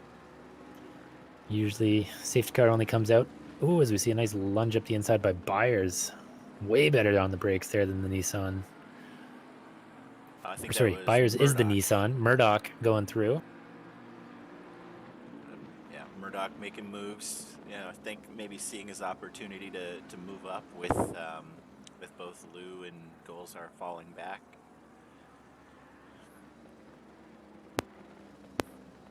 I think Lou definitely took the worst of that incident, falling pretty far back. Yep, trying to force something through there, through some back markers, make up as many positions as you can as early as possible. But yeah, I think he was pointing mostly backwards there as Gulzar stayed mostly pointing the right direction, so a bit slower to get turned around. The 2 Ferraris go side by side. Careful, friends.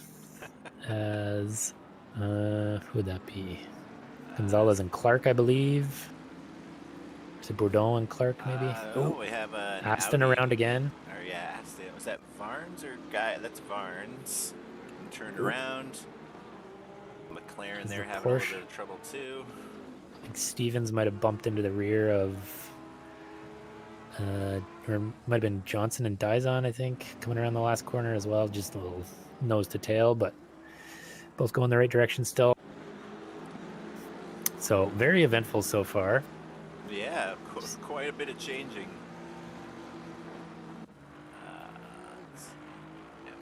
Varnes in last at the moment. Sorry, bouncing around quite a bit, trying to find where everybody is. So Snell Train in the lead. Started P3 or 4, I believe. Leading from Murdoch and Byers.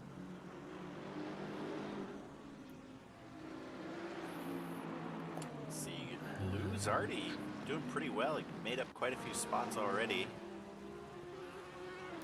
Yeah, he's going to want to clear as many cars as quickly as possible here while the pack is still bunched up. not lose too much to the front runners. Yeah. Well, let's jump over to Golzar, see how he's faring in this. I'll keep an eye on the penalties chat to see if we have anything from that.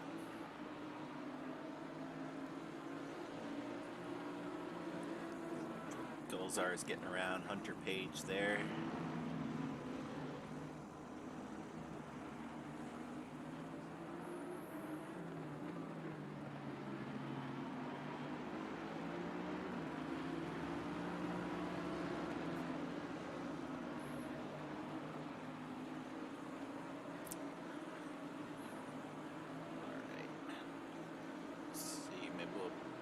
A little bit and see what else is going on.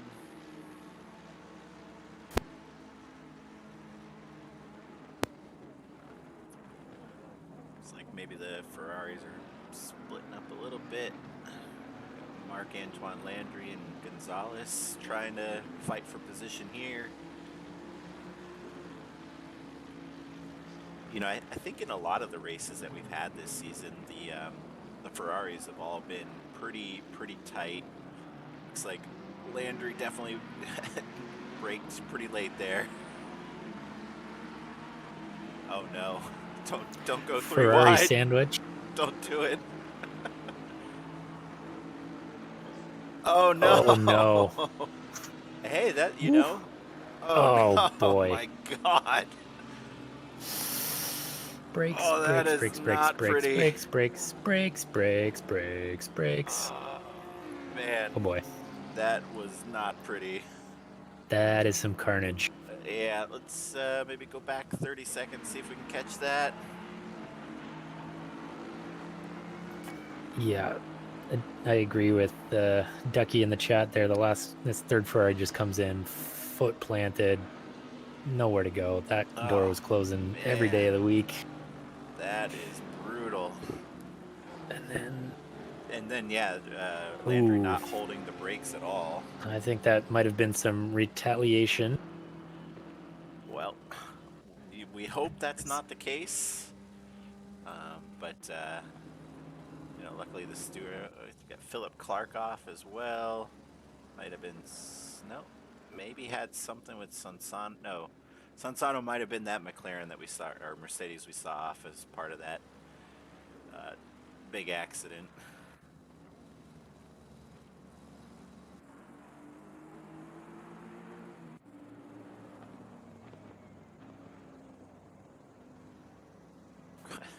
Quite a bit of action this race so far. Not all good.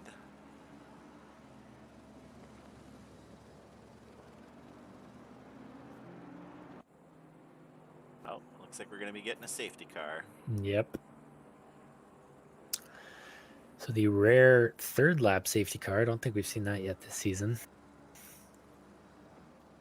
At least not in North America. So, you know, I think in this instance, if you are Golzar or Lou, you're probably pretty excited that there's a safety car so you can get everybody bunched up yet again and hopefully pick up a few more spots.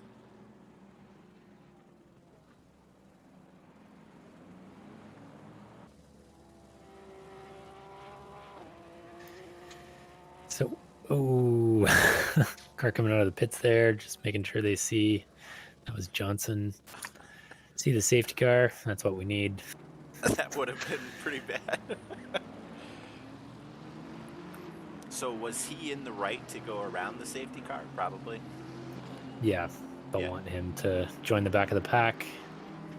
Not sure if Johnson pit either before the safety car was called or if the damage was bad enough that he was allowed in. Car number 9 joining the back as well. Who was that? Sansano. So yeah, looking at his car, he was definitely the one that was off already at the beginning of the carnage of the Ferrari yes. and the Nissan. So it looks like his hood is still flapping, so he's still going to need to pit. Yeah, that doesn't look too good. Oh, steering is very broken as well.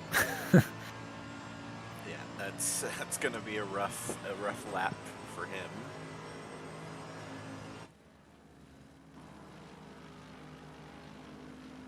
Let's see, I guess we'll head up to the top here. Well, let's maybe we'll check in on some of these Ferraris that were included in the carnage here. So looks like he did okay. Bourdon was the sad one. Looks like I wonder if he didn't get in the pits. So I guess overall the damage not too bad.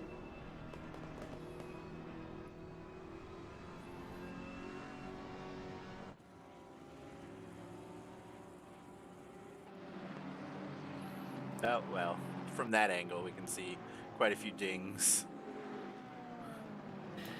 Yeah, there was a lot of cars that got tagged on the way through there, I think, too, because just of where the cars were positioned, they had to take to the grass. Some just got tagged probably on the way through as well, so I'm sure we'll see a lot of people maybe considering early pit stops just with the damage around here. Looks like we lost Landry.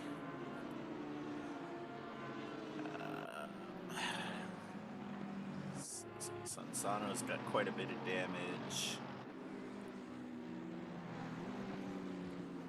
I thought I saw McLaren off at one point, but I guess maybe they did okay. So looks like the safety car is pulled ahead. So we'll get back to the front of the grid here.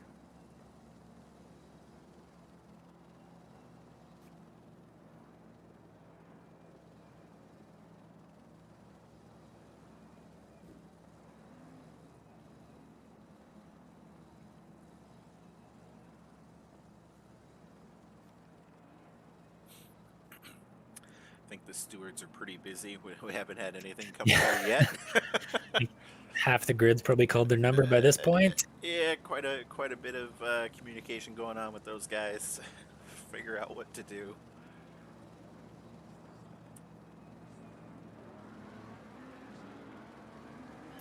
Leader is away, I believe. Yep. I think we're racing again, so no overtaking before the start-finish line. Ooh, is that Bentley in the back? May get snagged by that. I think he might have just been at the line. Who do we got here? Briscoe and Brooke going side by side up there. Probably wise to tuck in there and not try and go too wide. What happens if you do that, Dave? So Gonzalez getting the DT. I'm not sure if that might be stewarded inflicted.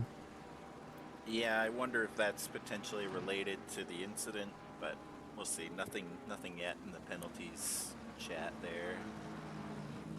Oh, it looks like is that a Bentley taking the esports line?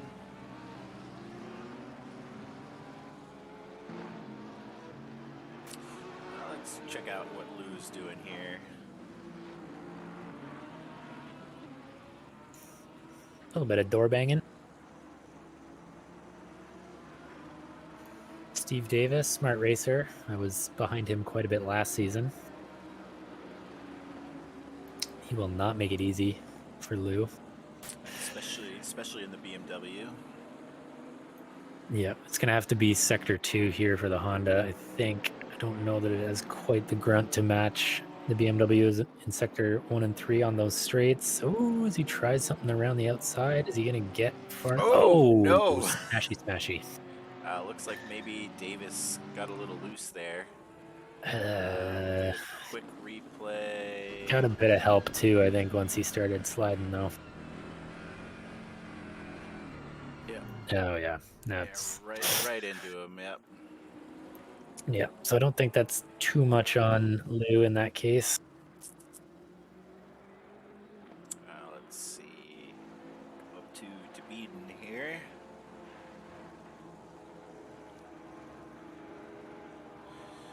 All right, we've got some penalties coming through. We've got Keith Briscoe causing a collision on lap 1 with a 15-second penalty. Mark Dizon also causing a collision on lap 1, getting a 15-second penalty. Still waiting to see with Gonzalez.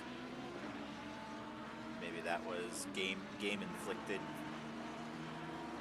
Yeah, I think stewards would have cleared that by now if that wasn't intended. So I'm thinking that might be, he was one of the Ferraris involved in that carnage. So Looks like maybe something yeah. happened to Gulzar here. He's pretty far back. He's taken his pit stop already, so Oh, okay. it's going to be out of cycle. Hard to tell where he is actually going to shake out in the end. But yeah, I think with the damage he took and the safety car, smart move to take his pit stop now. Get some clean air, just throw down some crazy fast laps and see what he can do here. We'll ride along with Cormier here and got a nice grouping. Keep an eye on.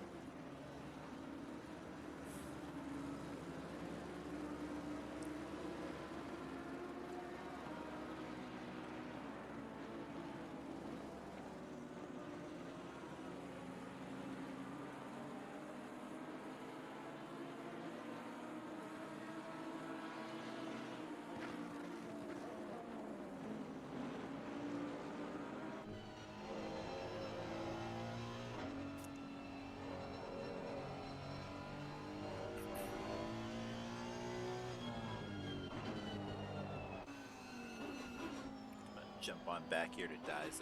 Looks like he's got a little bit of action going on. Looks like Cleansing's able to get around him. He's not giving up yet.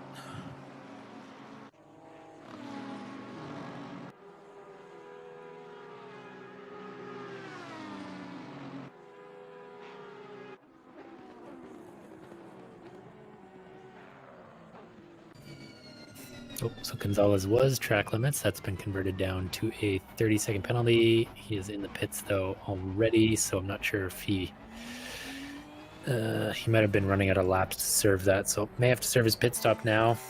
A little earlier than intended maybe, but stewards were busy, I'm sure. Right. Sorting that one out.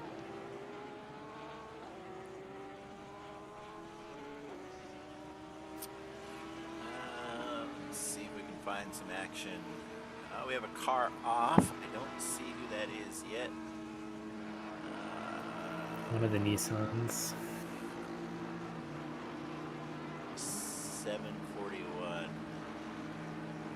That His is Byers Let's go tumbling back down. 30 seconds. Oh, Eau Rouge Sadness. Yeah, there's a weird bump in the middle of the track there that if you are like too far to the left, It looks like the he car hit just, yeah, it just See the- bottoms out, hard clips, and you just lose all grip. Yeah, that's unfortunate. You could see the rear end bounce, and then when he cut across to the left side, caught the curb coming back on. So pretty sad. Ooh, looks like he returned to pits. So that is going to be a long stop for him. Looks like Mr. Murdoch here is trying to get around Snell Train. Keeping Snell Train honest for the lead.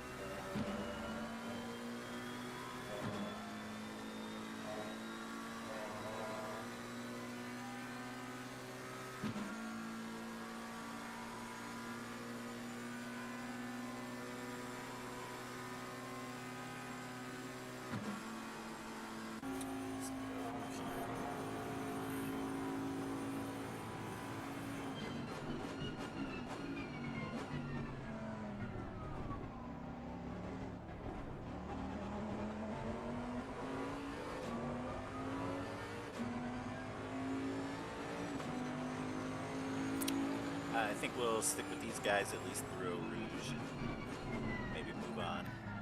Yeah, so they're catching back markers already. I'm not sure who that might be in front. Could be 980 980. is Philip Clark. I think they did have some sadness where they went off a little bit. So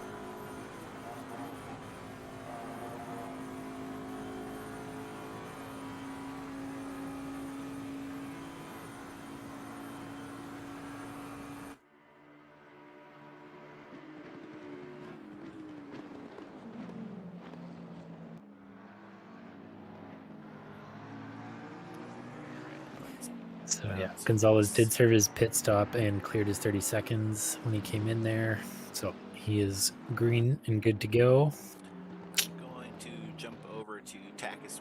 Oh man, Oh. just in time. Let's go back. We'll go back 20 seconds. Make sure we grab it here.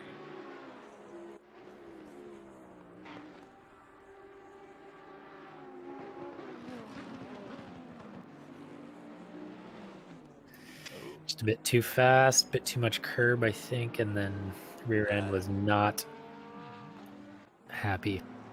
Looks like he might have run into Clark as part of that, I think.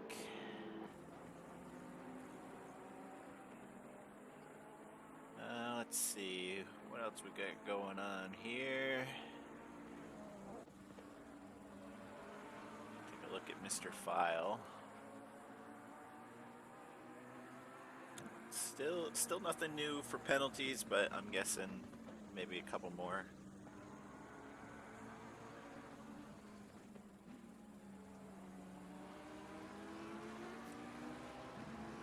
Nothing called yet for the first lap of the race. Do you think that could have been considered like a racing incident, or maybe they're still talking about it? Between the leaders? Yeah, right at the beginning of the race with Golzar and Lou, where they kind of ran into each other. Yeah, like they may. I don't want to be a steward, but I think the way it looked for me was Gulzar just lost control of his rear end, and so yeah, I don't know that they'd necessarily give a penalty for losing control of the car, and it was just the two of them involved. So I'm sure Lou won't like that decision, but that's up to the stewards, and that seems to be the decision they've taken at this point. They may have done those other two just because they were easier to sort out, and are still looking at kind of the big consequential ones. Looks like we've got Ben Keogh joining us in chat, so I think he ended up retiring from the race. I didn't quite catch what happened with him. Maybe he can enlighten us. Oh, we got somebody off. 787. DeBeaton. I wonder if he just came out of... Nope, he wasn't in the pits, so let's see. Nope. Seen that once or twice. Yeah, more sadness in the same exact spot. Ben, was the BMW better than the Jag at least?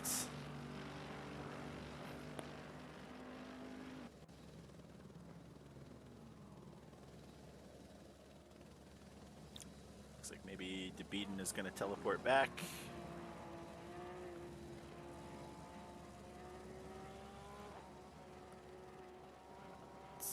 Let's jump up to Barnes.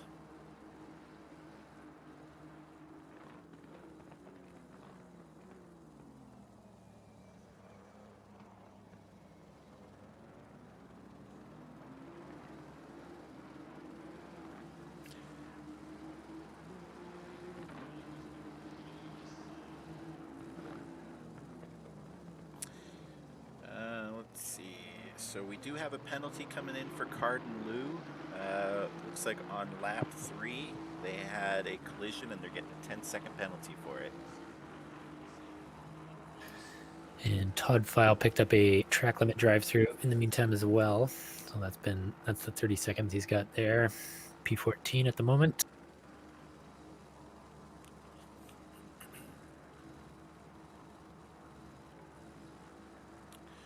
Let's see if we can find any action going on here. Check on the front. Oh, looks like Murdoch was able to make a move on Snell Train.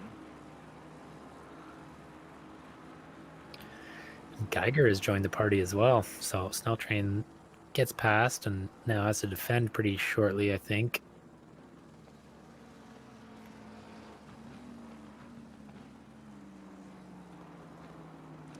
My guess is we'll probably see these guys pitting in the next lap or two. I think that's kind of about where most people have been pitting, at least in the other split. Somewhere kind of around the middle of the race.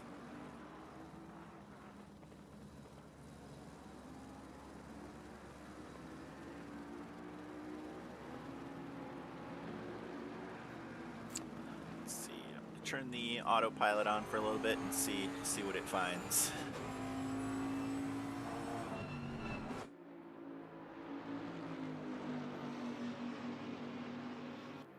I don't think we're going to be able to see the move. I think we caught it just too late to try and catch it on replay, Jeff. Could just skip around the regular replay. Would be good to see.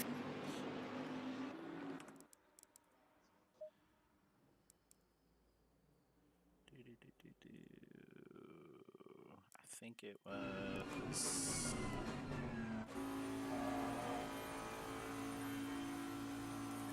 Yeah, so he's behind here. Ooh, yeah, there we go.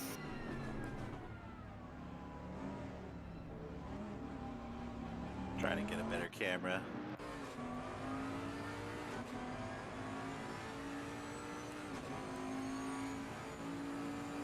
Sorry, such terrible angles here in the replay. There we go.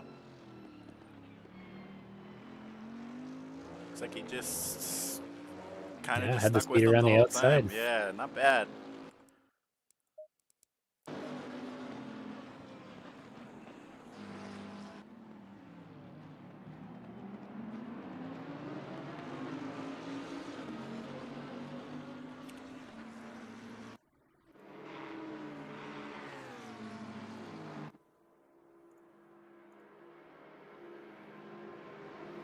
See if Geiger's going to be able to make a move next. Doing a really good job sticking with the pack here.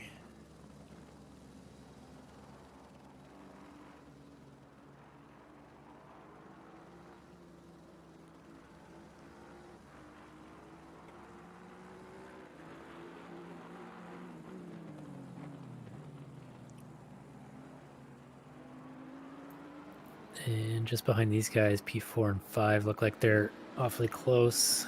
Ooh, and 6.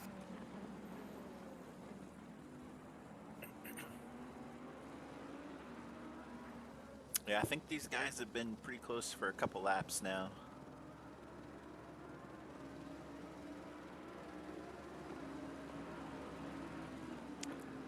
Unfortunate that Briscoe's got that 15-second penalty.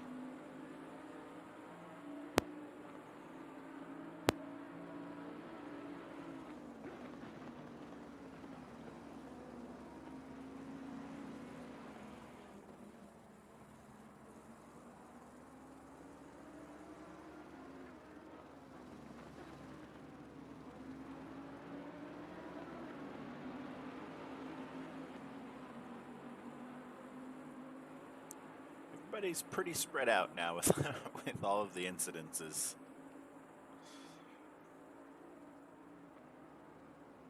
Yeah, P9 and 10 are about the only other two that are within range. Stevens, I guess. Oh, and Dizon's within striking distance. Obviously got that penalty to serve at his stop, but still within visual range.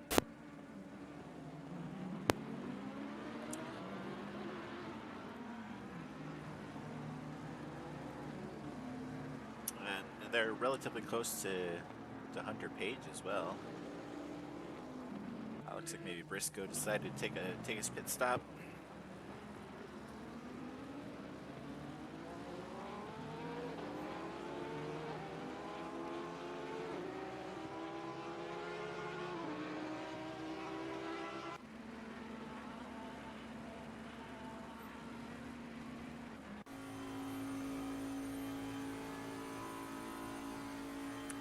These guys seem to be relatively close. Let's see. They're setting about the same time for laps. It looks like Brooke had a 221.60 on his last lap, and Bay had a 221.69.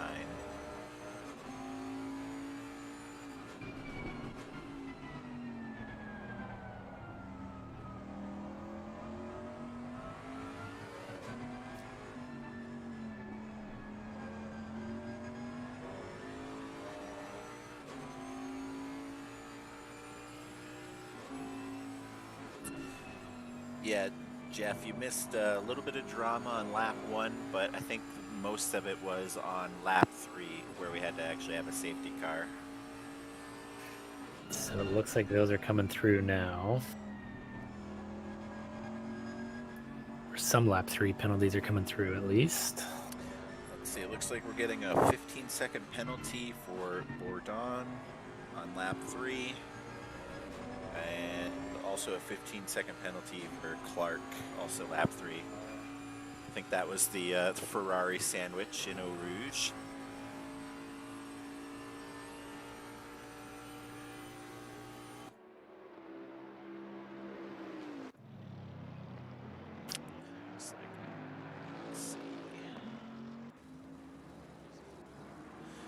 Snelltrain's deciding to take his pit stop, and Murdoch and Geiger will stay out. So will Brooke. Pit lane party now. Yeah, looks like a handful of them are sticking out.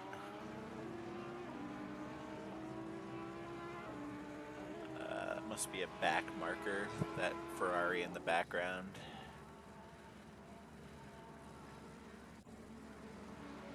Yeah, Bourdon.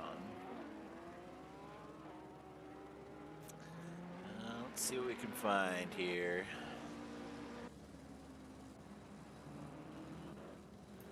Race down the pit lane. Yeah, right. The, forever in a mile pit lane. It's always fun to play the game of is my 50 faster than your 50? Because I feel like sometimes there's cars you can gain on in the pit. And I don't entirely understand how that happens, as we've got Briscoe going wide. Pouillon is going to stay ahead, but only just.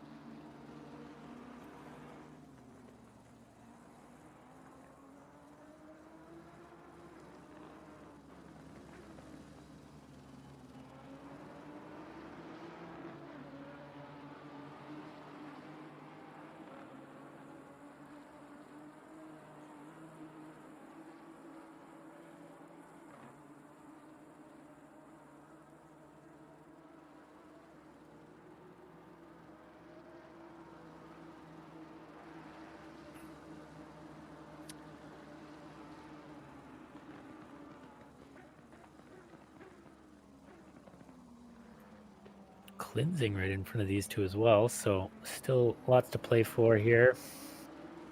Yeah, let's take a look at the standings overall to see how close folks are in this split. Let's see. I don't see Salomon still out there, or did they race this week? No, I don't think they've been out for a few weeks now. Alright, so they're most likely going to be losing P1 overall. Carden Lou's currently in P2. I don't see Zach Patterson out there. Marc-Antoine Landry has dropped out of the race today. Snell Train. Let's see. So Carden Lou might be okay depending on where he ends up. Might stick it out and end up getting P1 overall. We'll have to see how that shakes up. Alright. Let's see if there's anything else going on out on track. Speaking of Carden Lou, we'll take a peek at how he's doing.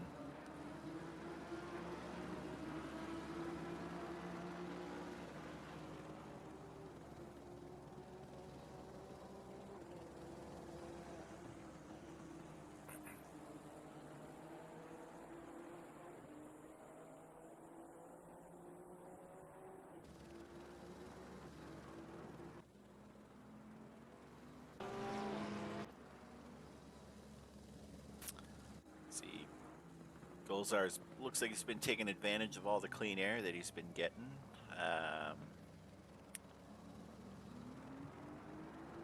Might be able to pass quite a few folks in the pits here. See where he ends up. Took a really early pit, so we'll probably have to be nursing the tires at some point, but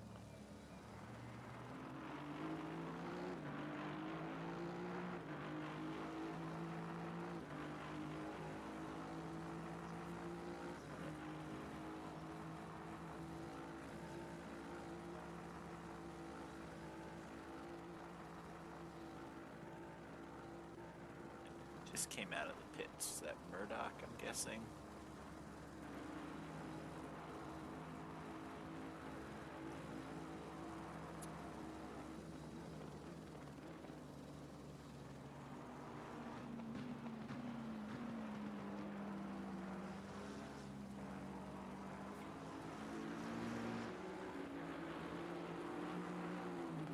Guessing with the warm tires, Golzar is going to have the advantage here on Murdoch.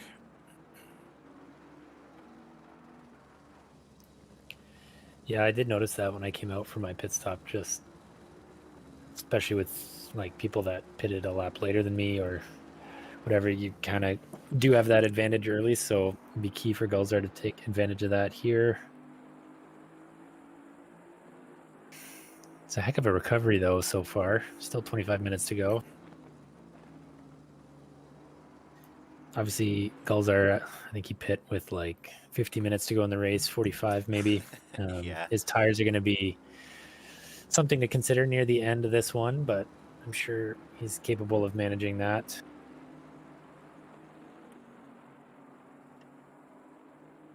Yeah, very, very close racing here.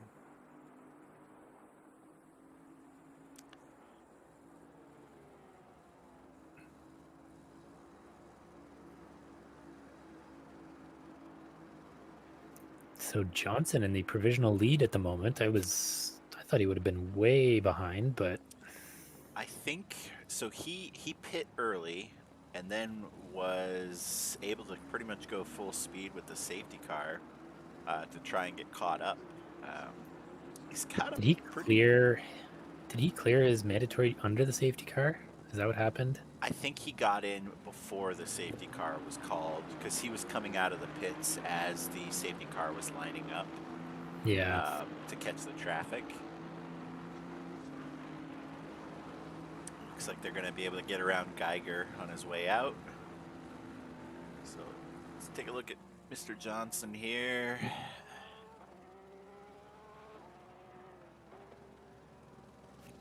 Didn't quite catch how much time he had. He's 40 seconds ahead of P2 at the moment. So, well, 30, Wow.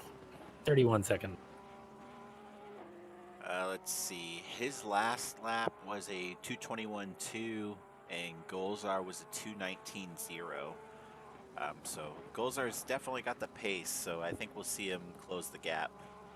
We'll see if Johnson's got enough time. But that'd be pretty exciting. Let's see if we can find any other battles going on here.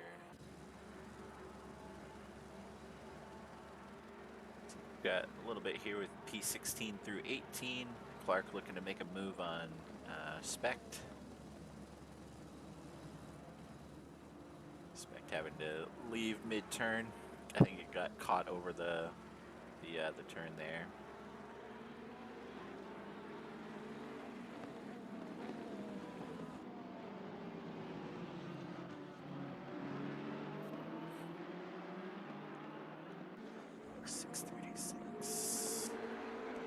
Jump up to Andy Bay. Looks like they've got a little bit going on around here. Looks like it.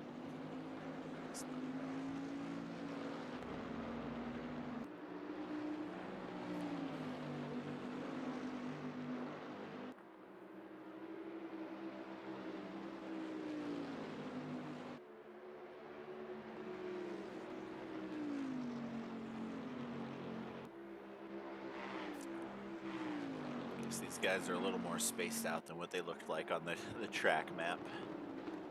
Let's see. Back to Cormier.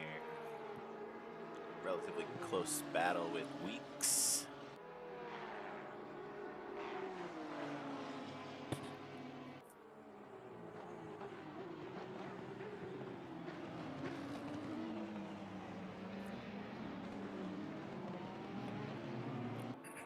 Looks like now that we've got a couple of new people in chat, I'll put this question out there again. If you're racing in any of the leagues for the next season, what car are you going to be driving?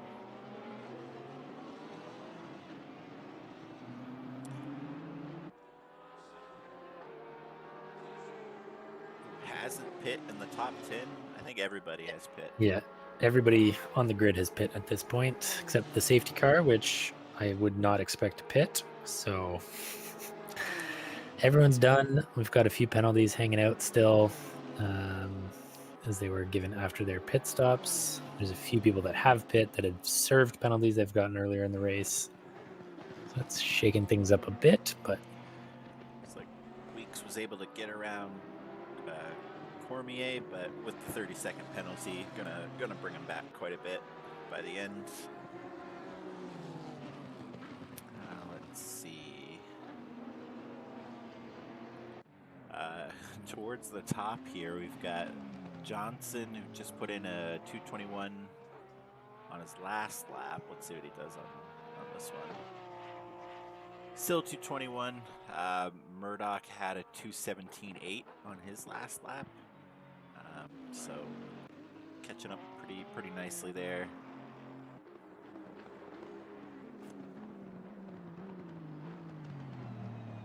yep, I would definitely expect Murdoch and Gulzar to be on the back end of Johnson before the end of this one, but time will tell. Yeah, I'll turn the autopilot on for a little bit, let it try and find some battles for us. Looks like we've got a pretty decent one here with Davis and Specht in the BMWs.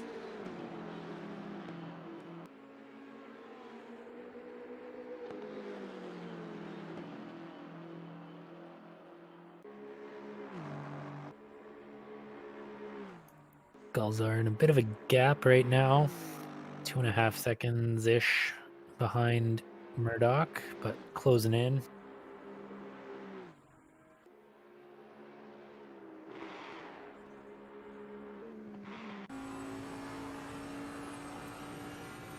See what Tim Brook does up Eau Rouge and Radillon here. Nice and comfy in the BMW, it looks like. Not BMW, Bentley.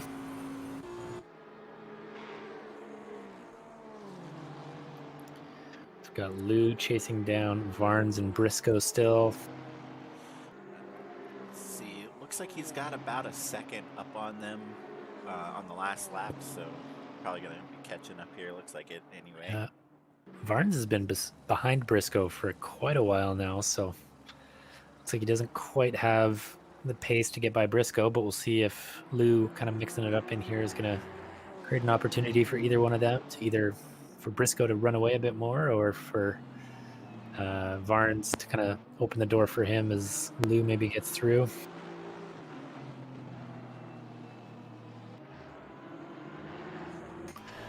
Yeah, Philippa Cullen got very lucky, pitted just either before the safety car was called or while it was being called. So cleared his pit stop early. Tires will obviously be an issue here, and pace isn't quite as quick as Murdoch and Gulzar, but he's got 20 seconds to kind of keep that bubble going for 20 minutes here.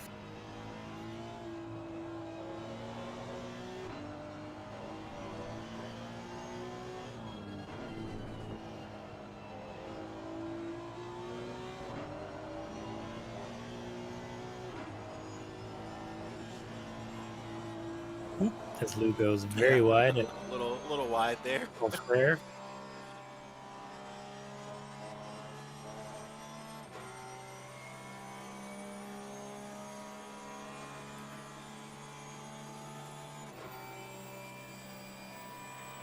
As Weeks sends it up the inside of Stevens. That's brave. Nicely done, though. Quite the move.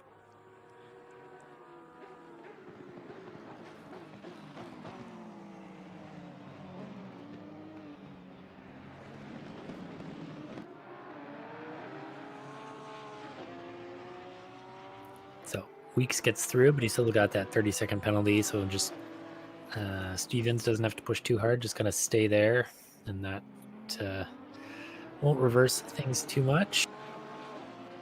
Yeah, looks like if things kind of stay where they're at now, Weeks will probably end up somewhere down in like P20, P21.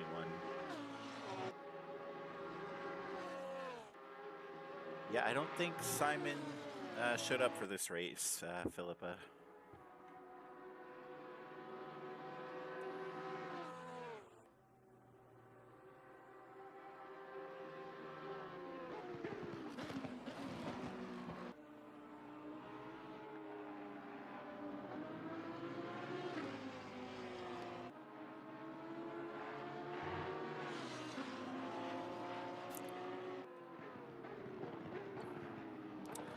So looking at the last lap, it looks like Murdoch did lose a little bit of time compared to what he was putting in before. Johnson's still pulling 221s, and on the last one, Murdoch did a 219.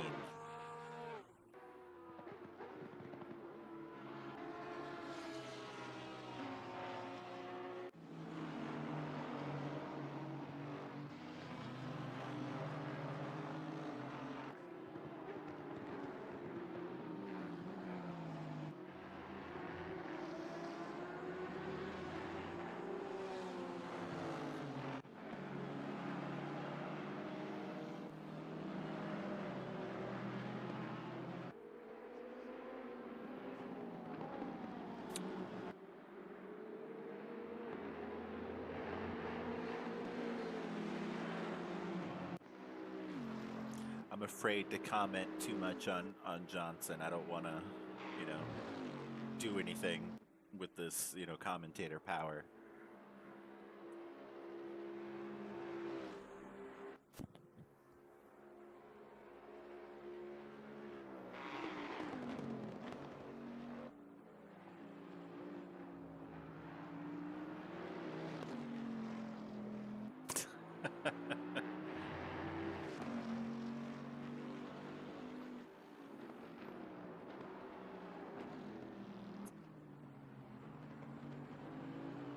I think for the commentator's curse to work, it'd have to be like on them with the camera and saying it at the same time. I think you need both.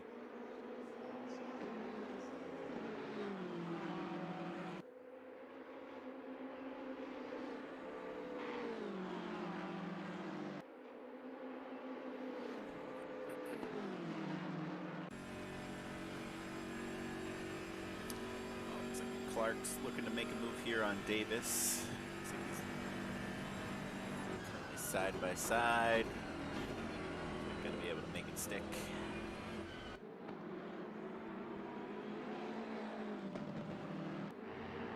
Dave, did we lose you? I'm still here. Okay.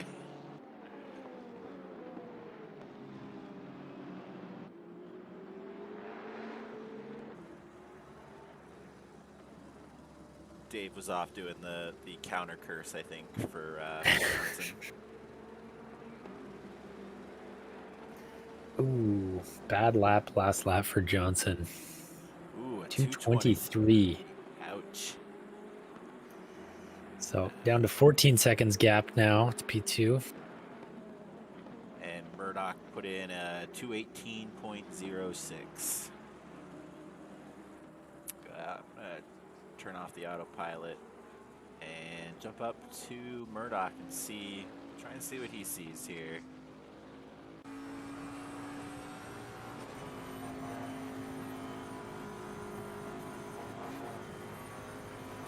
Smooth sailing through Eau Rouge in the Bentley.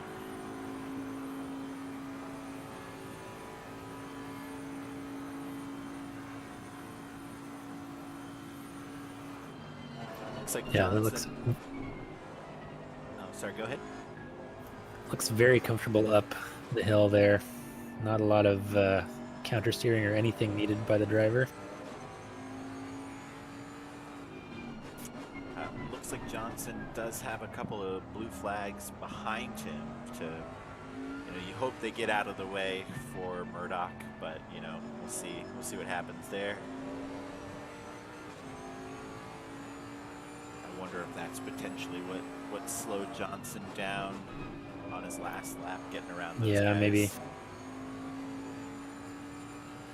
Took safety over pushing too hard and losing a lot of time.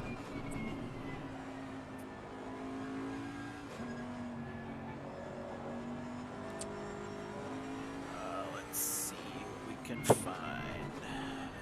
One of those drivers is Sansano.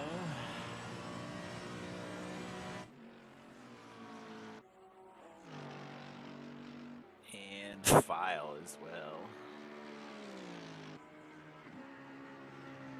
Those are the buffer for Johnson in front of Murdoch.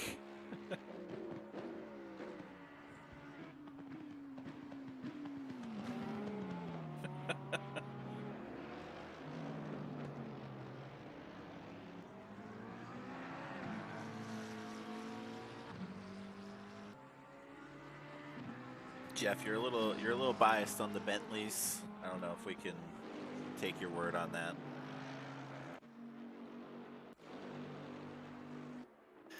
So Murdoch and Gulzar 10 and 13 seconds behind the leader right now. So I think Johnson might just have enough of a gap. Yeah, he's definitely going to have Murdoch on his rear end. Gulzar might be just too far back, but it'll be right near the end, I think, if it's going to happen. I just saw, it looks like Sansano decided to pit. I think they teleported, so probably done.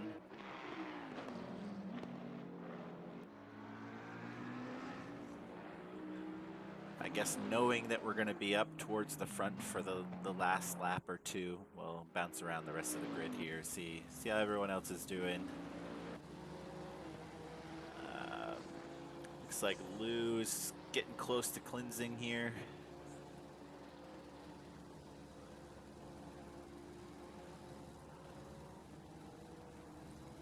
Last lap he had about 2 seconds on him, so probably going to be able to get around.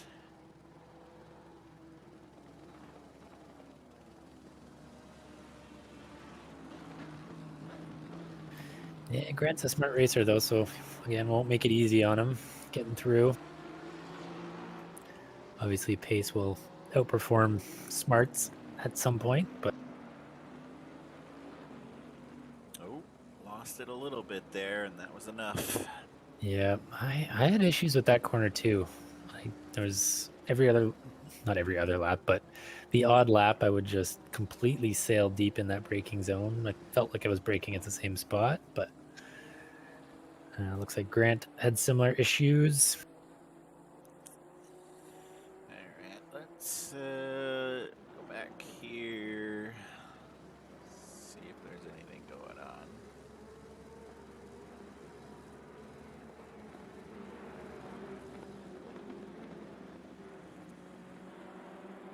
Still a BMW party. Yeah, it looks like Clark was able to get around him at least.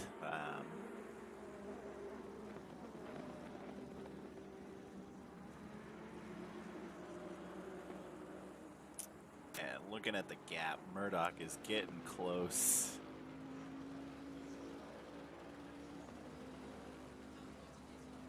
It's just being able to drive so smoothly through Eau Rouge.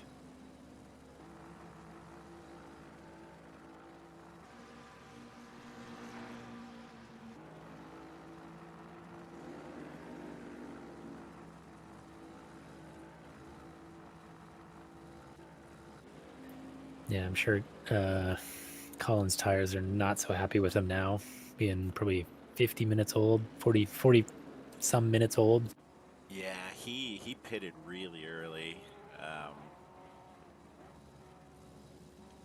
You know, been pretty consistent though with the 221s.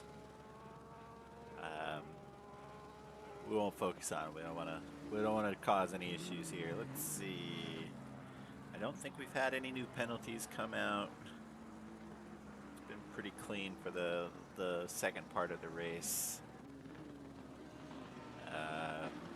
See if Lou can catch up to Hunter Page and grab another spot. 10-second penalty is not really going to help him too much there. Let's see. Going to maybe go back.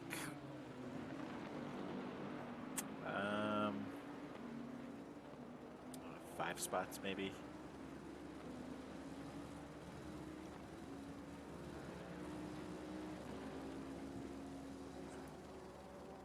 Let's see if there's anybody else relatively close.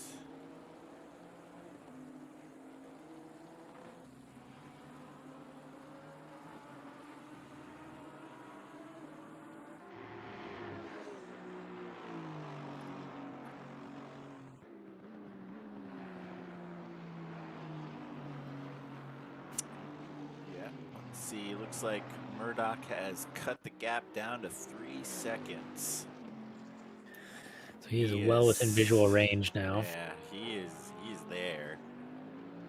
So I think for a little while we'll just focus on these guys here. You know, keep an eye on Murdoch catching up to Johnson.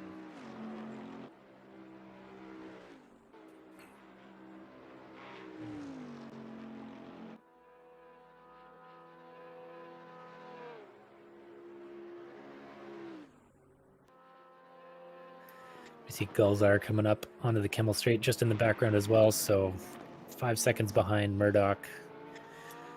Just about 8 off of Johnson. So Gulzar might be running out of time. But depending on how the battle for P1 goes, they may fall back into him and might end up nicely for Gulzar. Not a bad recovery drive for Golzar. You know, having that lap 1 incident, making his way all the way up to P3.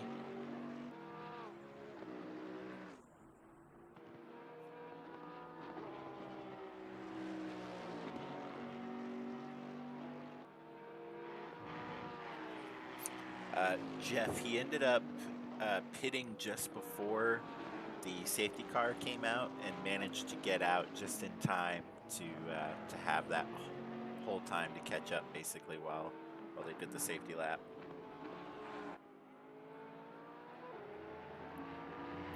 So yeah, basically didn't have a safety car slow period and was going full tilt while everyone else was going 80 or 100 kph. Very lucky pit. Big Worm. And now on, you know, completely dead tires after being out for so long.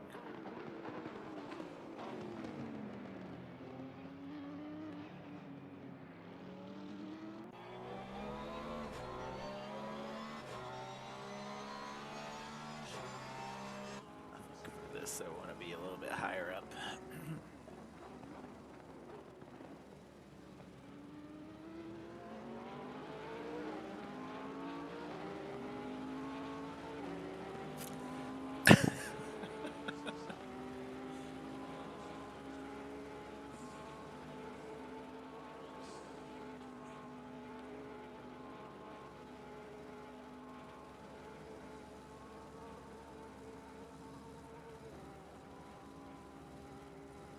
Yeah, just not going to have the straight speed, I guess, from that the Bentley has. Really impressive drive, though, for Johnson. I think he's still going to have the time to stay in front of Golzar, though. What just happened there? Why did Murdoch let him by?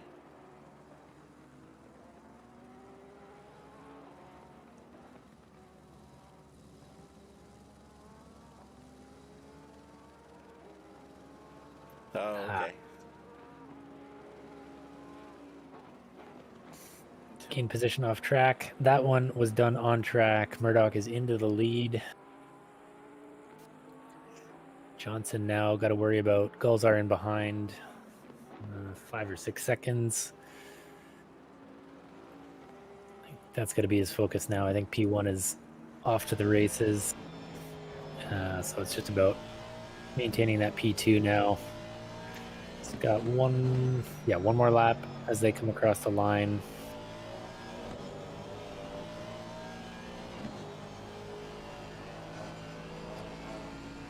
Golzar can definitely see him. Down to about 3 seconds behind. Let's look for some close battles.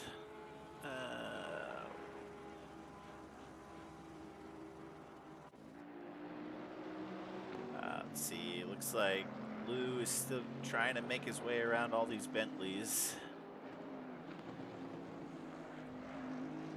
Alright, man, the leader is on the final lap. Give me the final push.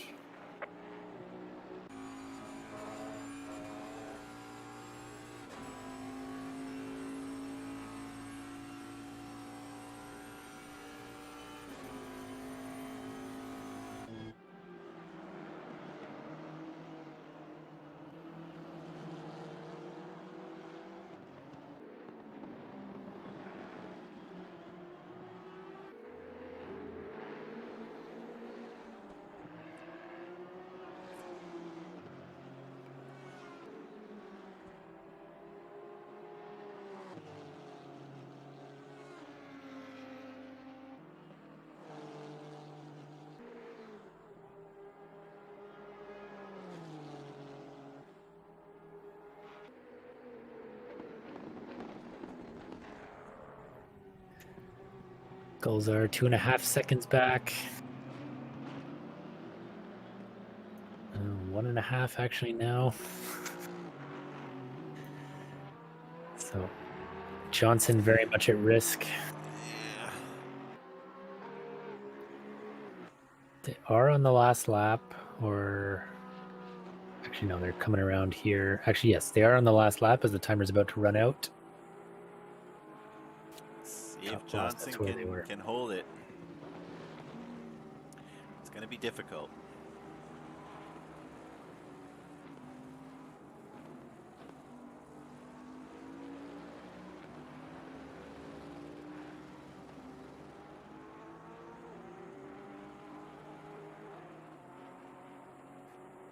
Oh, so Gulzar is right there.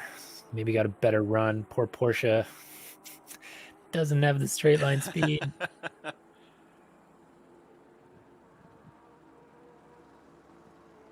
It's going to try and hang out on the inside, but Gulzar is through. And quite a bit ahead here as they come into the bus stop for the last time. Murdoch is just coming across the line now. He's going to take the win. Johnson P3, Gulzar P2. Snell Train P4 was in the lead briefly there at the start, first half or so. Geiger into P5. That's a nice result for them. Won the Pro-Am by quite a margin. I didn't quite catch what happened to Hunter Page and Carden Liu, but pretty hefty penalties there.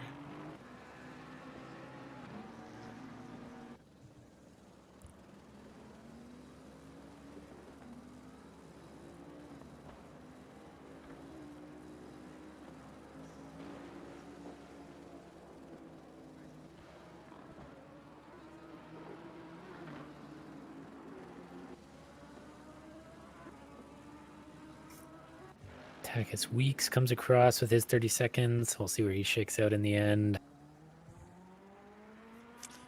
Looks like they had track limit penalties that converted over.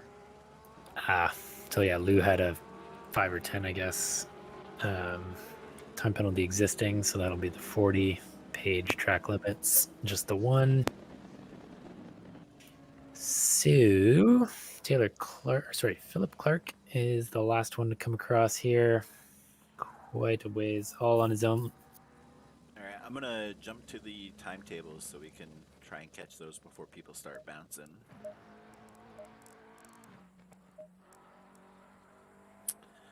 All right, so for the AM class, we had Bay in P1, Page P2, Dizon P3, Pro-Am, Geiger, Varnes, and Stevens, and overall, Murdoch, Gulzar, and Johnson.